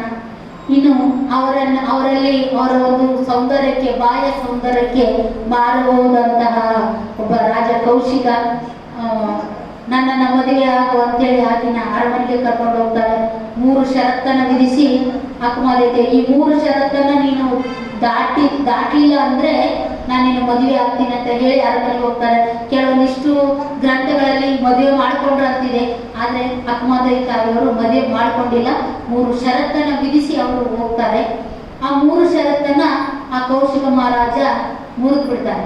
ಮುರಿದಾಗ ಆ ಅಕ್ಕಮಹಾದೇವಿ ತಾಯಿ ಅದರಿಂದ ಅವರಲ್ಲಿರುವಂತ ಆಧ್ಯಾತ್ಮದ ತುಡಿತ, ಅವರು ಯಾರಿಗೆ ತಮ್ಮನ್ನು ತಾವು ಸಮರ್ಪಿಸಿಕೊಂಡಿದ್ರಂದ್ರೆ ಚನ್ನಮಲ್ಲಿಕಾರ್ಜುನನಿಗೆ ಅವರು ತಮ್ಮ ಇಡೀ ಸರ್ವಸ್ವವನ್ನ ಅವರು ಧಾರೆ ಎಳೆದು ಚನ್ನಮಲ್ಲಿಕಾರ್ಜುನನೇ ನನ್ನ ಪತಿ ಅಂತ ಹೇಳಿ ಅವರು ಚಿಕ್ಕ ವಯಸ್ಸಿನಿಂದ ಸಹ ಲಿಂಗ ದೀಕ್ಷೆ ಆದಾಗಿನಿಂದ ಸಹ ಒಂದು ಯೌವನ ಅವಸ್ಥೆಗೆ ಬರುವವರೆಗೂ ಸಹ ಚನ್ನಮಲ್ಲಿಕಾರ್ಜುನನೇ ನನ್ನ ಪತಿ ಅಂತೇಳಿ ಅವರಲ್ಲಿ ಸಾಕಷ್ಟು ಬೇರೂರು ಬಿಟ್ಟಿತ್ತು ಅವರ ಮನಸ್ಸಿನ ಆಳದಲ್ಲಿ. ಲೋಕದ ಗಂಡರನ್ನು ಇದು ಒಲೆಯೊಳಗಿಕ್ಕು ಅಂತೇಳಿ ಸಹ ಅವರು ವಚನದಲ್ಲಿ ಬರೀತಾರೆ. ಅಂತಹ ಒಂದು ಚನ್ನಮಲ್ಲಿಕಾರ್ಜುನನ ಸತಿಯಾದಂತ ಅಕ್ಕಮಹಾದೇವಿ ತಾಯಿಯವರು ಕೌಶಿಕ ಮಹಾರಾಜ 3 ಷರತ್ತುಗಳನ್ನು ಮುರಿದಾಗ ಅವತ್ತೇ ಆ ತಾಯಿಯಲ್ಲಿರುವಂತಹ ಒಂದು ಆಧ್ಯಾತ್ಮದ ಒಂದು ಶಕ್ತಿ ಏನಕ್ಕೆ ಪುಟಿದೆದ್ದು ಬಟ್ಟೆ ಬರೆಯನ್ನೆಲ್ಲ ಬಿಚ್ಚುವುದು ಕೇಶಾಂಬರಧಾರಿಯಾಗಿ ಅಂತಾರೆ. ಕೇಶಾಂಬರಧಾರಿಯಾಗಿ ಅಂದ್ರೆ ಕೆಲವರು ಕೂದಲಿಂದ ದೇಹವನ್ನ ಮುಚ್ಚಿಕೊಂಡ್ರು ಅಂತಾರೆ. ಇನ್ನು ಕೆಲವರು ಕೇಶಾಂಬರ ಅಂದ್ರೆ ಇದಕ್ಕೆ ಹೇಳ್ತಾರೆ ಕಂಬಳಿ ಸಹ ಕೇಶಾಂಬರ ಅಂತಾರೆ. ಆಗ ಆ ಕಂಬಳಿಯನ್ನು ಹೊದ್ದುಕೊಂಡು ಆ ಒಂದು ಅರಮನೆಯಿಂದ ದಾಟಿ ಬಂದ್ರು ಅಂತ ಹೇಳಿ ಸಹ ಹೇಳ್ತಾರೆ. ಇಲ್ಲಿ ಕೇಶಾಂಬರ ಅಂದ್ರೆ ಕೇವಲ ಕೂದಲಂತ ನಾವು ಅಷ್ಟೇ, ಯಾಕಂದ್ರೆ ಯಾರು ನೋಡಿಲ್ಲ. ಆದ್ರೆ ಕೂದಲಕ್ಕಿಂತ ಆ ಒಂದು ಕಂಬಳಿ, ಕೇಶಾಂಬರ ಇನ್ನೊಂದು ಅರ್ಥ ಕಂಬಳಿ, ಆ ಕಂಬಳಿಯನ್ನು ಹೊದ್ದುಕೊಂಡು ಆ ತಾಯಿ ಆ ಒಂದು ಕೌಶಿಕ ಮಹಾರಾಜನ ಒಂದು ಆಸ್ಥಾನ ಬಿಟ್ಟು ಬರ್ತಾಳೆ. ಆ ತಾಯಿ ದಾರಿ ಮಧ್ಯೆ ಸಿಕ್ಕಾಗ ತುಂಬು ಯೌವನದಕ್ಕೆ ನೀನು ಹೋಗ್ಬೇಡ, ಒಂದು ನಾರಿ ಹುಡಿಯನ್ನಾದ್ರೂ ನೀನು ಉಟ್ಕೋ ಅಂತ ಹೇಳಿ ಆ ತಾಯಿ ಹೇಳ್ತಾಳೆ. ಆ ತಾಯಿ ಇದಕ್ಕೆ ಮನಸ್ಸೋತು ಆ ತಾಯಿ ಒಂದು ಸೀರೆಯನ್ನು ಉಟ್ಕೊಳ್ತಾಳೆ. ಆದ್ರೆ ಬಹಳಷ್ಟು ಜನ ಬೆತ್ತಲಾಗಿ ಅಂತೇಳಿ ಅದನ್ನ ಹಂಗೆ ನಮೂದಿನ ಆಗಿ ಬಂದ್ಬಿಟ್ಟಿದೆ. ಅದು ಕೇಶಾಂಬರ ಧಾರಿ ಆಗಿದ್ದು ಅಥವಾ ನಾರಡಿಗೆಯನ್ನ ಹುಟ್ಟಿದ್ದು ಅಂತ ಹೇಳಿದ್ರೆ ಇಲ್ಲಿ ತಪ್ಪಾಗಿಲ್ಲ. ಅಂಕಿತ ನಮ್ಮ ಚನ್ನಮಲ್ಲಿಕಾರ್ಜುನ ಇವರ ಅಕ್ಕಮಹಾದೇವಿ ಅವರ ಲಭ್ಯ ವಚನಗಳ ಸಂಖ್ಯೆ 434 ವಚನಗಳು ನಮಗೆ ಸಿಕ್ಕಿರೋದು. ಇವರ ಒಂದು ವಚನದ ಒಂದು ವಿಶಿಷ್ಟತೆ ಏನಂದ್ರೆ, ಶ್ರೀಶೈಲದ ಚನ್ನಮಲ್ಲಿಕಾರ್ಜುನನೇ ಪತಿಯಾಗಿಯೂ ತನ್ನನ್ನು ಅವನ ಸತಿಯಾಗಿಯೂ ಭಾವಿಸಿದ ಸತಿಪತಿ ಭಾವದ ವಚನಗಳು ಮನೋಜ್ಞವಾಗಿ ಇವರ ವಚನದಲ್ಲಿ ಮೂಡಿ ಬರುತ್ತವೆ ಅಂತ ನಾವು ಹೇಳ್ಬೋದು. ಇನ್ನು ಅಕ್ಕಮಹಾದೇವಿ ತಾಯಿಯವರು ಉಡುತಡೆಯನ್ನ ಬಿಟ್ಟು ಅವರು ಕಲ್ಯಾಣಕ್ಕೆ ಬರುವ ಒಂದು ಸಂದರ್ಭ, ಕಲ್ಯಾಣಕ್ಕೆ ಬರಬೇಕಾದ್ರೆ ಅಕ್ಕಮಹಾದೇವಿ ತಾಯಿಯವರು ಒಂದು ವಚನ ಹಾಡ್ಕೋತ ಬರ್ತಾರೆ. ಯಾಕಂದ್ರೆ ಆಗಿನ ಕಾಲದಲ್ಲಿ ಯಾವುದೇ ವಾಹನ ವ್ಯವಸ್ಥೆ ಇರಲಿಲ್ಲ ಅಂತ ಗೊತ್ತಿದೆ, ಕಾಲ್ನಡಿಗೆಯಲ್ಲೇ ನಡೀಬೇಕು. ಒಬ್ಬ ಮಹಿಳೆ ಅಂತ ಒಂದು ನೀವು ಸ್ಥಿತಿ ಹೇಗಿತ್ತು ಅಂತ ಇಷ್ಟೊತ್ತನ ಕೇಳಿದ್ವಿ. ಅಂತ ಒಂದು ಸ್ಥಿತಿಯಲ್ಲಿ, ಅಂತ ಒಂದು ಸಮಾಜದಲ್ಲಿ ಅಕ್ಕಮಹಾದೇವಿ ತಾಯಿಯವರು ಒಬ್ಬಳೇ ಆ ರೀತಿ ಒಂದು ಕಾಡು ಮೇಡಲ್ಲಿ ನಡೆದು ಬರಬೇಕಾದ್ರೆ ಅದು ಅದ್ಭುತವಾದ ರತ್ನ. ಅದು ಮನುಷ್ಯರಂತೂ ಸಾಧ್ಯನೇ ಇಲ್ಲ. ಯಾಕಂದ್ರೆ ಅಂತ ದೈವನೇ ಆ ಒಂದು ಅಕ್ಕಮಹಾದೇವಿ ತಾಯಿಯ ರೂಪವನ್ನು ಎತ್ತಿ ಮಹಿಳೆಗೆ ಧೈರ್ಯವನ್ನ ಕೊಟ್ಟು ಮಹಿಳೆ ಯಾವ ರೀತಿ ಒಂದು ಸಾಧನೆಯನ್ನ ಮಾಡಬಹುದು ಅಂತ ಹೇಳಿ ತೋರಿಸಿಕೊಳ್ಳೋದಕ್ಕೋಸ್ಕರ ಅಕ್ಕಮಹಾದೇವಿ ತಾಯಿಯ ರೂಪವನ್ನ ಎತ್ತಿ ಅವತ್ತು ನಮಗೆ ದಾರಿದೀಪವಾಗಿ ತೋರಿಸಿದ್ದಾರೆ ಅಂತಂದ್ರೆ ತಪ್ಪಾಗುವುದಿಲ್ಲ. ನೋಡಿ, ಆಗ ಅಕ್ಕಮಹಾದೇವಿ ತಾಯಿಯವರು ಚನ್ನಮಲ್ಲಿಕಾರ್ಜುನನು ಎಲ್ಲ ಹೊರಗಡೆ ಎಲ್ಲ ಕಾಣ್ತಾ ಇದ್ರು. ಯಾಕಂದ್ರೆ ನನ್ನ ಬಿಟ್ಟು ಬೇರೆ ಇದ್ದಾನೆ ಅಂತ ಅವ್ರ ಭಾವನೆ ಇತ್ತು. ಯಾಕಂದ್ರೆ ಇನ್ನೂ ಪ್ರಾರಂಭದ ಹಂತದಲ್ಲಿ ಚಿಲಿಮಿಲಿ ಎಂದು ಓದುವ ಗಿಳಿಗಳಿರ ನೀವು ಕಾಣಿದೆ, ಸ್ವರವೆತ್ತಿ ಪಾಡುವ ಕೋಗಿಲೆಗಳಿರ ನೀವು ಕಾಣಿದೆ, ಎರಗಿ ಬಂದಾಡುವ ತುಂಬಿಗಳಿರ ನೀವು ಕಾಣಿದೆ ಅಂತ ಈ ವಚನದಲ್ಲಿ ನೀವು ನೋಡಿದ್ದೀರ. ಗಿರಿಗೌವರದೊಳಗಾಡುವ ನವಿಲುಗಳಿರ ಚನ್ನಮಲ್ಲಿಕಾರ್ಜುನ ಎಲ್ಲಿದ್ದಾನೆಂದು ಹೇಳಿದೆ ಅಂತ ಹೇಳಿ ಕೇಳ್ತಾರೆ. ಅಂದ್ರೆ ನನ್ನ ಬಿಟ್ಟು ಹೊರಗಿದ್ದಾರ, ನೀವು ನೋಡಿರ ಅಂತ ಅವರು ವ್ಯಕ್ತಿ ರೂಪದಲ್ಲಿ ಕಾಣ್ತಾ ಇರ್ತಾರೆ. ಚನ್ನಮಲ್ಲಿಕಾರ್ಜುನನ ವ್ಯಕ್ತಿ ರೂಪದಲ್ಲಿ ಹುಡುಕ್ತಿರ್ತಾರೆ. ಆದ್ರೆ ಹಂಗೆ ಹುಡುಕ್ತಾ ಕಲ್ಯಾಣಕ್ಕೆ ನಾನು ಹೋಗ್ಬೇಕು ಅಂತ ಧಾವಿಸಿ ಸಾಕಷ್ಟು ಕಷ್ಟ ಕೋಟಲೆಗಳನ್ನ ದಾರಿ ಮಧ್ಯೆ ಕಾಣ್ತಾ, ಯಾಕಂದ್ರೆ ಎಷ್ಟೊಂದು ಆ ತಾಯಿ ಅನುಭವಿಸಿದಂದ್ರೆ ತನ್ನ ಒಂದು ಕಾಯ ಗುಣಗಳನ್ನ ಅದೇ ಒಂದು ಕಳ್ಕೊಂಡು, ಆಮೇಲೆ ಮನದ ಮೈಲಿಗೆನೆ ಹೆಂಗ್ ಕಳ್ಕೊಂಡು, ಭಾವದ ಮೈಲಿಗೆನೆ ಹೆಂಗ್ ಕಳ್ಕೊಂಡಂದ್ರೆ ಆಕೆಯ ಒಂದು ವಚನಗಳಲ್ಲಿ ನಾವು ನೋಡ್ಬೋದು. ಮನೆ ದಪ್ಪದೆ ಕೈಯೊಡ್ಡಿ ಬೇಡುವಂತೆ ಮಾಡಯ್ಯ, ಬೇಡಿದಡೆ ಇಕ್ಕದಂತೆ ಮಾಡಯ್ಯ, ಇಕ್ಕಿದಡೆ ನೆಲಕ್ಕೆ ಬೀಳುವಂತೆ ಮಾಡಯ್ಯ. ನೆಲಕ್ಕೆ ಬಿದ್ದಡೆ ನಾನೆತ್ತಿ ಕೊಂಬುವಕ್ಕೆ ಮುನ್ನವೇ ಸುಳಿಯೆತ್ತಿ ಕೊಂಬಂತೆ ಮಾಡು ಚನ್ನಮಲ್ಲಿಕಾರ್ಜುನಯ್ಯ. ನೋಡಿ, ಮನೆ ಮನೆಗೆ ಹೋಗಿ ಊಟ ಕೊಡ್ರಿ ಅಂತ ನಾನು ಬೇಡ್ತೀನಿ.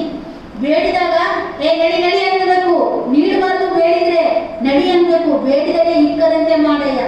ಒಂದ್ ವೇಳೆ ಯಾರು ಅಕಸ್ಮಾತ್ ನನಗೆ ಊಟ ಕೊಟ್ಟರು ನಾನು ಕೇಳಿದಕ್ಕ, ಯಾಕಂದ್ರೆ ದೇಹ ಬಯಸುತ್ತೆ, ಆಹಾರ ಬೇಕು, ಹೊಟ್ಟಿಗೆ ಬೇಕಂತ ಬಯಸುತ್ತೆ. ಆ ಗುಣನ ಕಳಿಬೇಕಲ್ಲ, ಕಾಯಿ ಗುಣ ಕಳಿಬೇಕಲ್ಲ. ಅದಕ್ಕೆ ನಾನು ಹೋಗಿ ನನ್ನ ಆ ಒಂದು ಹಸಿವಿನ ತೃಷೆಗೆ ನಾನು ಹೋಗಿ ಕೇಳ್ತೀನಿ. ಕೇಳಿದ್ರೆ ಅವ್ರು ಬಂದು ನನಗೆ ನೀಡಬಾರ್ದು. ಒಂದ್ ವೇಳೆ ಅಚಾನಕ್ ಯಾರಾದ್ರೂ ನೀಡಿದ್ರೆ ಅದು ನನ್ನ ಕೈ ಜಾರಿ ನೆಲಕ್ಕೆ ಬೀಳಂಗ್ ಮಾಡು ಪರಮಾತ್ಮ. ನೆಲಕ್ಕೆ ಬಿದ್ದಿದ್ದು ತೋಳಗಿ ಹೇಯವಾದ ದೇಹ ಅದಕ್ಕೆ ಮನಸ್ಸು ಮಾಡಿದ್ರೆ ನಾನು ತೋಳಕ್ಕಿಂತ ಮುಂಚೆ ನಾಯಿ ಬಂದು ಅದನ್ನ ಕಚ್ಕೊಂಡು ಹೋಗಂಗ್ ಮಾಡು. ಇಂಥ ಒಂದು ಇದು ಧೈರ್ಯ ಯಾರಿಗೆ ಬರುತ್ತೆ? ಯಪ್ಪ ಸಿಕ್ಕರೆ ಸಾಕು ಅಂತೀವಿ. ಅಂಥದ್ದು ಇದು ಸಾಮಾನ್ಯರಿಗೆ ಸಾಧ್ಯನಾ? ಈ ರೀತಿ ಮನೋಭಾವ ಬರೋಕ್ಕೆ ಸಾಧ್ಯನೇ ಇಲ್ಲ. ಅದಕ್ಕೆ ಹೇಳೋದು, ಬಸವಾದಿ ಶಿವಶರಣರು ಎಲ್ಲರೂ ಸಹ ಅವ್ರು ಯಾರು ಮನುಷ್ಯರೇ ಅಲ್ಲ, ಯಾರು ಮನುಷ್ಯರೇ ಅಲ್ಲ ಅವರು. ಇನ್ನೊಂದು ವಚನದಲ್ಲಿ ಹೇಳ್ತಾರೆ, ಹಸಿವಾದೊಡೆ ಊರೊಳಗೆ ಭಿಕ್ಷಾನ್ನಗಳುಂಟು, ತೃಷೆಯಾದಡೆ ಕೆರೆ ಹಳ್ಳ ಬಾವಿಗಳುಂಟು, ಅಂಗ ಶೀತಕ್ಕೆ ಬಿಸಾಟ ಅರಿವೆಗಳುಂಟು,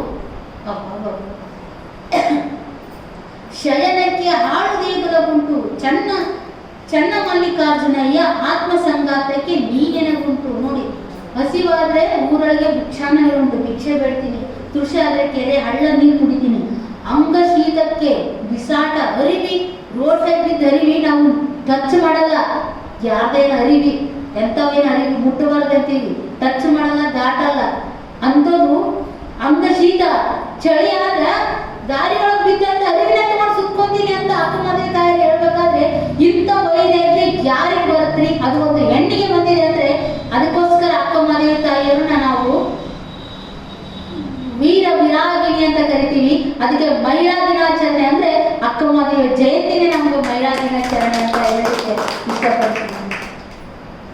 ಈ ರೀತಿಯಲ್ಲಿ ಅಕ್ಕಮದೇವಿ ನಡೀತಾ ಸಾಕಷ್ಟು ತೊಂದರೆ ತಾಪತ್ರೆಗಳನ್ನು ಅನುಭವಿಸುತ್ತಾ, ಆದರೆ ಚನ್ನಮಲ್ಲಿಕಾರ್ಜುನನ ಕಾಣಲೇಬೇಕು ಅನ್ನೋ ಆ ಒಂದು ತುಡಿತದಲ್ಲಿ ಎಲ್ಲರೂ ಅದನ್ನ ಬದಿಗೊತ್ತಿ ಆಕೆ ಧೈರ್ಯದಿಂದ ಮುನ್ನಡಿತಾ ಅಕ್ಕ ಎಲ್ಲಿಗೆ ಬಂದ್ರು? ಬಸವ ಕಲ್ಯಾಣಕ್ಕೆ ಬಂದ್ರು.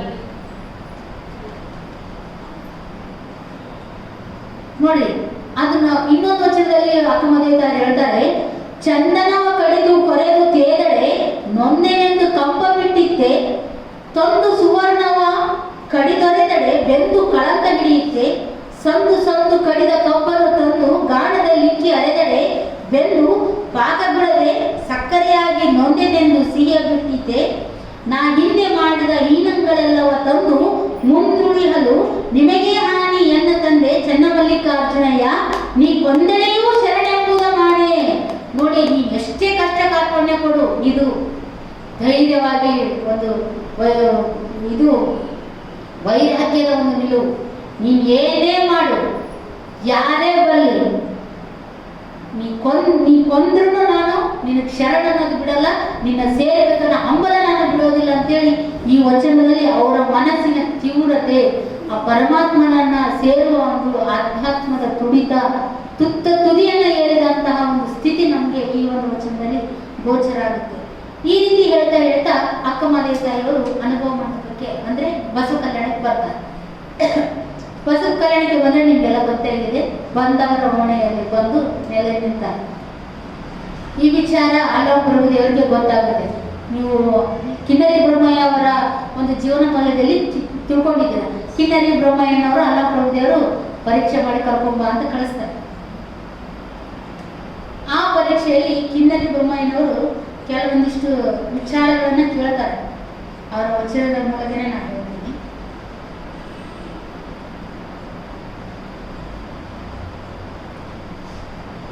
ಯಾಕಂದ್ರೆ ಸಾಕ್ಷಿ ಬೇಕಲ್ಲ, ಕೇವಲ ವಚನಗಳ ಹಿಂದೆ ಹೇಳಿದ್ರೆ ಏನೋ ಕತೆ ಹೇಳ್ತಾರ ಅನಿಸ್ಬಿಡುತ್ತೆ.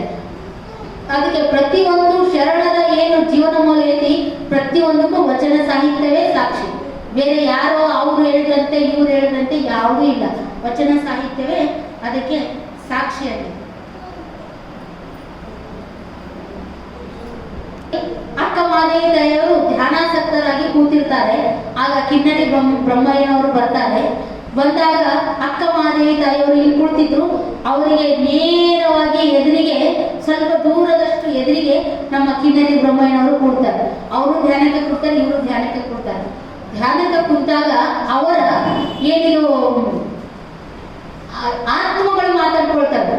ಆತ್ಮಗಳು ಯಾವ ರೀತಿ ಅಂದ್ರೆ, ಆ ಧ್ಯಾನದ ಮೂಲಕನೇ ಅದು ಒಂದು ಸಿದ್ಧಿ.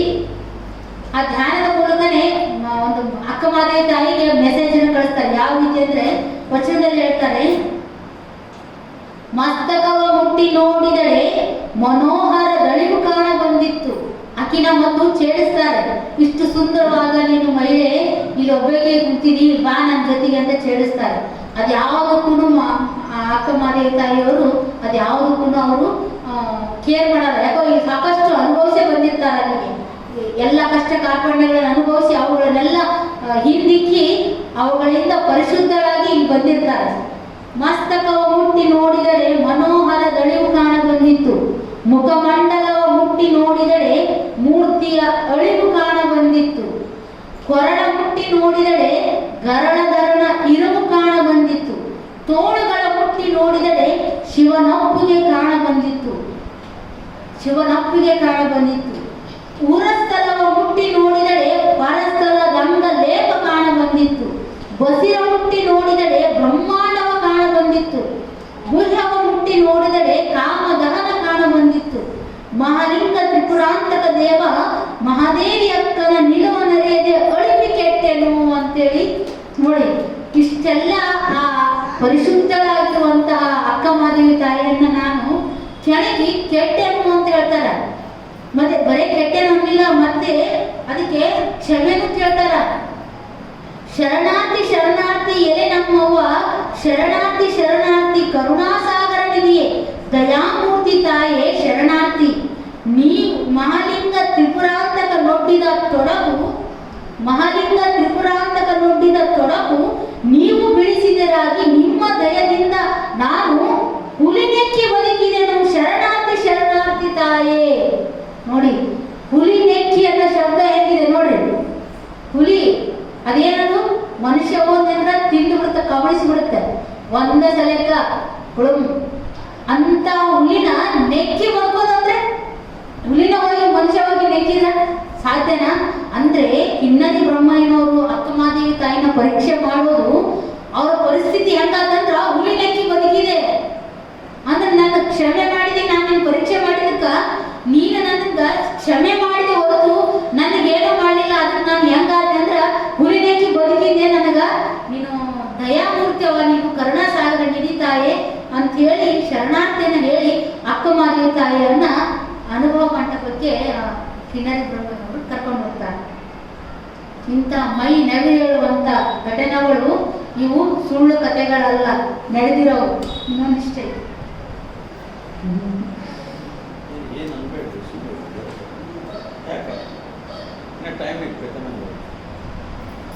ಈ ರೀತಿ ಅನುಭವ ಮಂಟಪಕ್ಕೆ ಬರ್ತಾರೆ. ಅನುಭವ ಮಂಟಪಕ್ಕೆ ಬಂದಾಗ ಅಲ್ಲಿ ಹೋಗೋಕ್ಕಿಂತ ಮುಂಚೆ ಅಕ್ಕನವರು ಒಂದು ವಚನವನ್ನ ಹಾಡ್ತಾರೆ. ಯಾವುದಂದ್ರೆ, ಅಕ್ಕನಿಗೆ ಕಲ್ಯಾಣವನ್ನ ನೋಡ್ಬೇಕು, ಬಸವಣ್ಣವ್ರನ್ನ ಕಾಣಬೇಕು ಅನ್ನೋ ಬಹಳ ಆಸೆ ಇರುತ್ತೆ. ಯಾಕಂದ್ರೆ ಬಸವಣ್ಣವರ ಒಂದು ಪ್ರಭಾವಕ್ಕೊಳಗಾಗಿ ನಿಮ್ಗೆಲ್ಲ ಗೊತ್ತೇ ಇದೆ, ಕಾಶ್ಮೀರದಿಂದ ಮಹಾರಾಜರು ಬಂದು ಕಲ್ಯಾಣಕ್ಕೆ ಬಂದು ಕಟ್ಟಿಗೆ ವ್ಯಾಪಾರವನ್ನು ಮಾಡ್ತಾ ಬಸವಣ್ಣವರ ಒಂದು ಅನುಭವ ಮಂಟಪದಲ್ಲಿದ್ರು. ಅಫ್ಘಾನಿಸ್ತಾನದಿಂದ ಸಹ ಮರುಳಶಂಕರ ದೇವರು ಬಂದು ಅಡಿಗೆ ಕಾಯಕವನ್ನ ಮಾಡ್ತಾ ಇದ್ರು. ಅವರು ಪ್ರಸಾದ ಹೇಳ್ತಾರಂದ್ರೆ ಶರಣರು ಉಂಡು ಬಿದ್ದಂತ ಪ್ರಸಾದವನ್ನ ಆಯ್ಕೊಂಡು ಅವರು ಪ್ರಸಾದ ಸೇವನೆ ಮಾಡ್ತಿದ್ರು. ಆಮೇಲೆ ಆಂಧ್ರ ಪ್ರದೇಶದಿಂದ ಮಾದಾರ ಚೆನ್ನೈನವರು, ತಮಿಳುನಾಡಿನಿಂದ, ಆಂಧ್ರ ಪ್ರದೇಶದಿಂದ ಮತ್ತೆ ಬಹಳಷ್ಟು ಕಡೆಗಳಿಂದ ಸಹ ಶರಣರು ಬಂದು ಕಲ್ಯಾಣದಲ್ಲಿ ಇದ್ದು ಬಸವಣ್ಣವರ ಪ್ರಭಾವಕ್ಕೆ ಒಳಗಾಗಿ ಲಿಂಗವನ್ನ ಆಯ್ಕೆ ಮಾಡಿಕೊಂಡು, ಲಿಂಗ ದೀಕ್ಷೆನೆ ತೆಗೆದುಕೊಂಡು ಲಿಂಗ ಪೂಜೆಯನ್ನ ಮಾಡ್ತಾ ಅವರು ಆಧ್ಯಾತ್ಮದ ಶಿಖರವನ್ನ ಏರಿದಂಥವ್ರು, ಪರಮಾತ್ಮವೇ ಆದಂತಹ ಒಂದು ಶರಣರು. ಅಂತ ಒಂದು ಶರಣರ ಪ್ರಭಾವ ಅಕ್ಕಮಾದೇವಿ ತಾಯಿಗೂ ಸಹ ಆಗಿತ್ತು. ಬಸವಣ್ಣವರು ಕಾಣಬೇಕನ್ನೋ ಒಂದು ಆಸೆ ಇತ್ತು. ಅದಕ್ಕೆ ಒಂದು ವಚನವನ್ನ ಅವರು ಹಾಡ್ತಾರೆ. ಕಲ್ಯಾಣ ಕೈಲಾಸವೆಂಬ ನುಡಿ ಹಸನ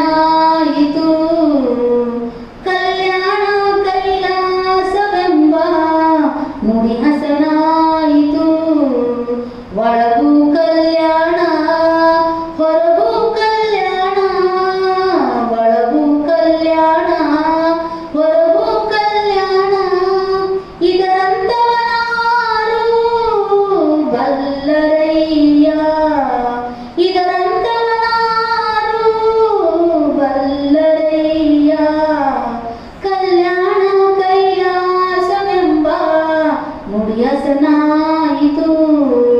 ನಿಮ್ಮ ಸತ್ಯ ಶರಣರ ಸುಳಿವು ತೋರುತ್ತಿದೆ ಅಯ್ಯ, ನಿಮ್ಮ ಸತ್ಯ ಶರಣರ ಸುಳಿವು ತೋರುತ್ತಿದೆ ಅಯ್ಯ.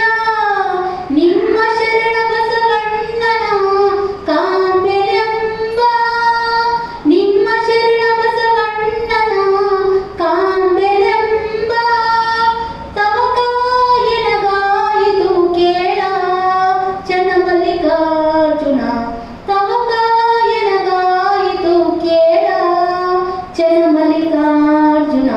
ಕಲ್ಯಾಣ ಕೈಲಾಸವೆಂಬ ನುಡಿ ಹಸನಾಯಿತು, ಒಳಗೂ ಕಲ್ಯಾಣ ಹೊರಗೂ ಕಲ್ಯಾಣ ಅಂತ ಈ ಒಂದು ವಚನವನ್ನ ಆಡ್ತಾ ಆ ಬಸವಣ್ಣನ ನೋಡಬೇಕು ಅನ್ನೋ ತವಕನ ಈ ವಚನದಲ್ಲಿ ಅಕ್ಕಮಹಾದೇವಿ ತಾಯಿಯವರು ನಮಗೆ ತಿಳಿಸ್ಕೊಡ್ತಾರೆ.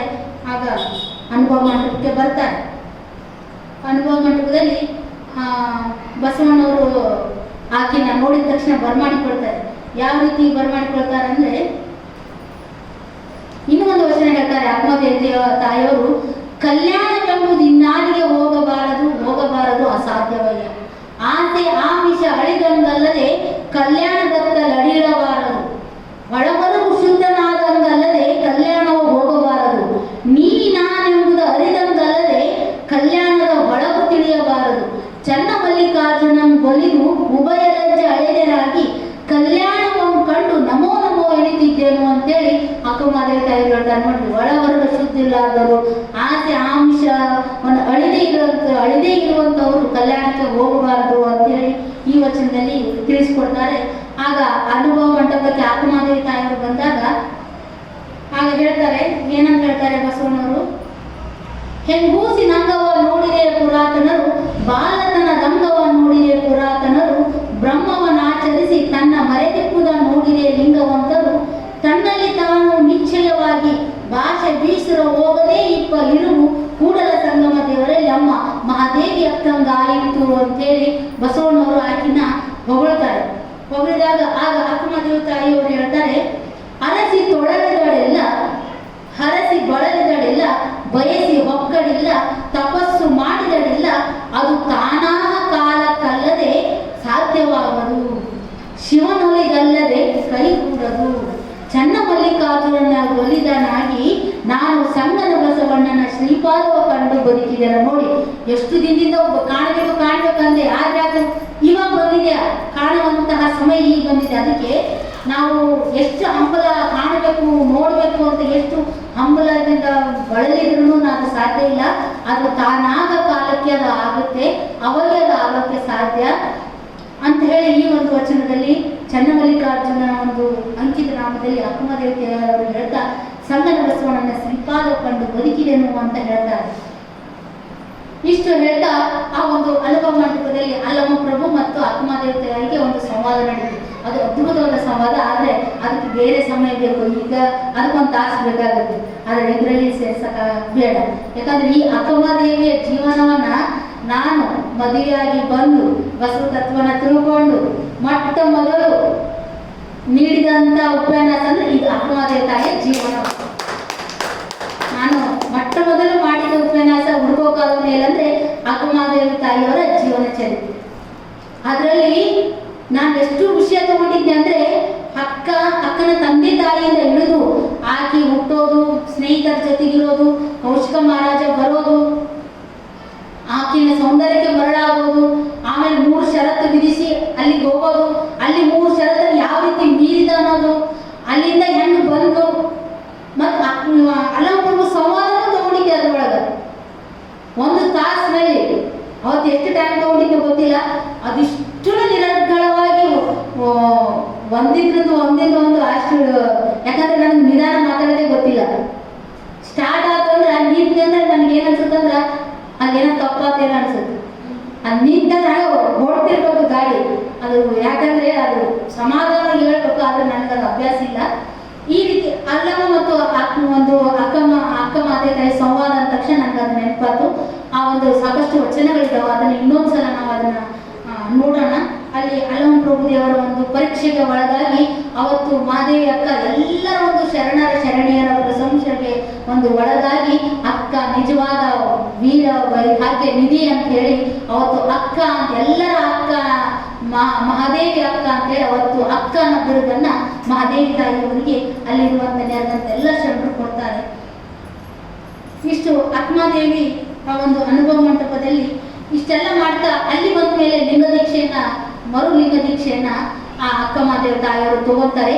ಅಲ್ಲಿ ಆ ಲಿಂಗದ ಬಗ್ಗೆ ಸಾಕಷ್ಟು ವಿಚಾರಗಳನ್ನ ತಿಳಿದುಕೊಂಡು ಅಲ್ಲಿ ಒಂದು ವಚನದಲ್ಲಿ ಹೇಳ್ತಾರೆ, ಎನ್ನ ಅಂಗದಲ್ಲಿ ಆಚಾರವ ತೋರಿದನಯ್ಯ ಬಸವಣ್ಣನು, ಆ ಆಚಾರವೇ ಲಿಂಗವೆಂದರುವಿದನಯ್ಯ ಬಸವಣ್ಣನು, ಎನ್ನ ಪ್ರಾಣದಲ್ಲಿ ಅರಿವ ತೋರಿದನಯ್ಯ ಬಸವಣ್ಣನು, ಆ ಅರಿವೆ ಜಂಗಮವೆಂದರುವಿದನಯ್ಯ ಬಸವಣ್ಣನು, ಚನ್ನಮಲ್ಲಿಕಾರ್ಜುನಯ್ಯ ಎನ್ನ ಹೆತ್ತ ತಂದೆ ಸಂಗನ ಬಸವಣ್ಣನು, ಎನಗೀ ಕ್ರಮವನ್ನರುವಿದನು ಪ್ರಭುವೆ ಅಂತೇಳಿ ಆ ಬಸವಣ್ಣನವರು ಲಿಂಗದ ಬಗ್ಗೆ ತಿಳಿಸಿದಂತಹ ಒಂದು ವಿಚಾರವನ್ನ ಈ ಒಂದು ವಚನದಲ್ಲಿ ಹೇಳುತ್ತಾ ಅಕ್ಕಮಹಾದೇವಿ ತಾಯಿಯವರು ಎಷ್ಟು ಬದಲಾಗ್ತಾರೆ ಅಂದ್ರೆ, ಮೊದಲು ಬರುವಾಗ ಚನ್ನಮಲ್ಲಿಕಾರ್ಜುನ ಹೊರಗೆಲ್ಲ ನೋಡಿದ್ರು ಅವರು.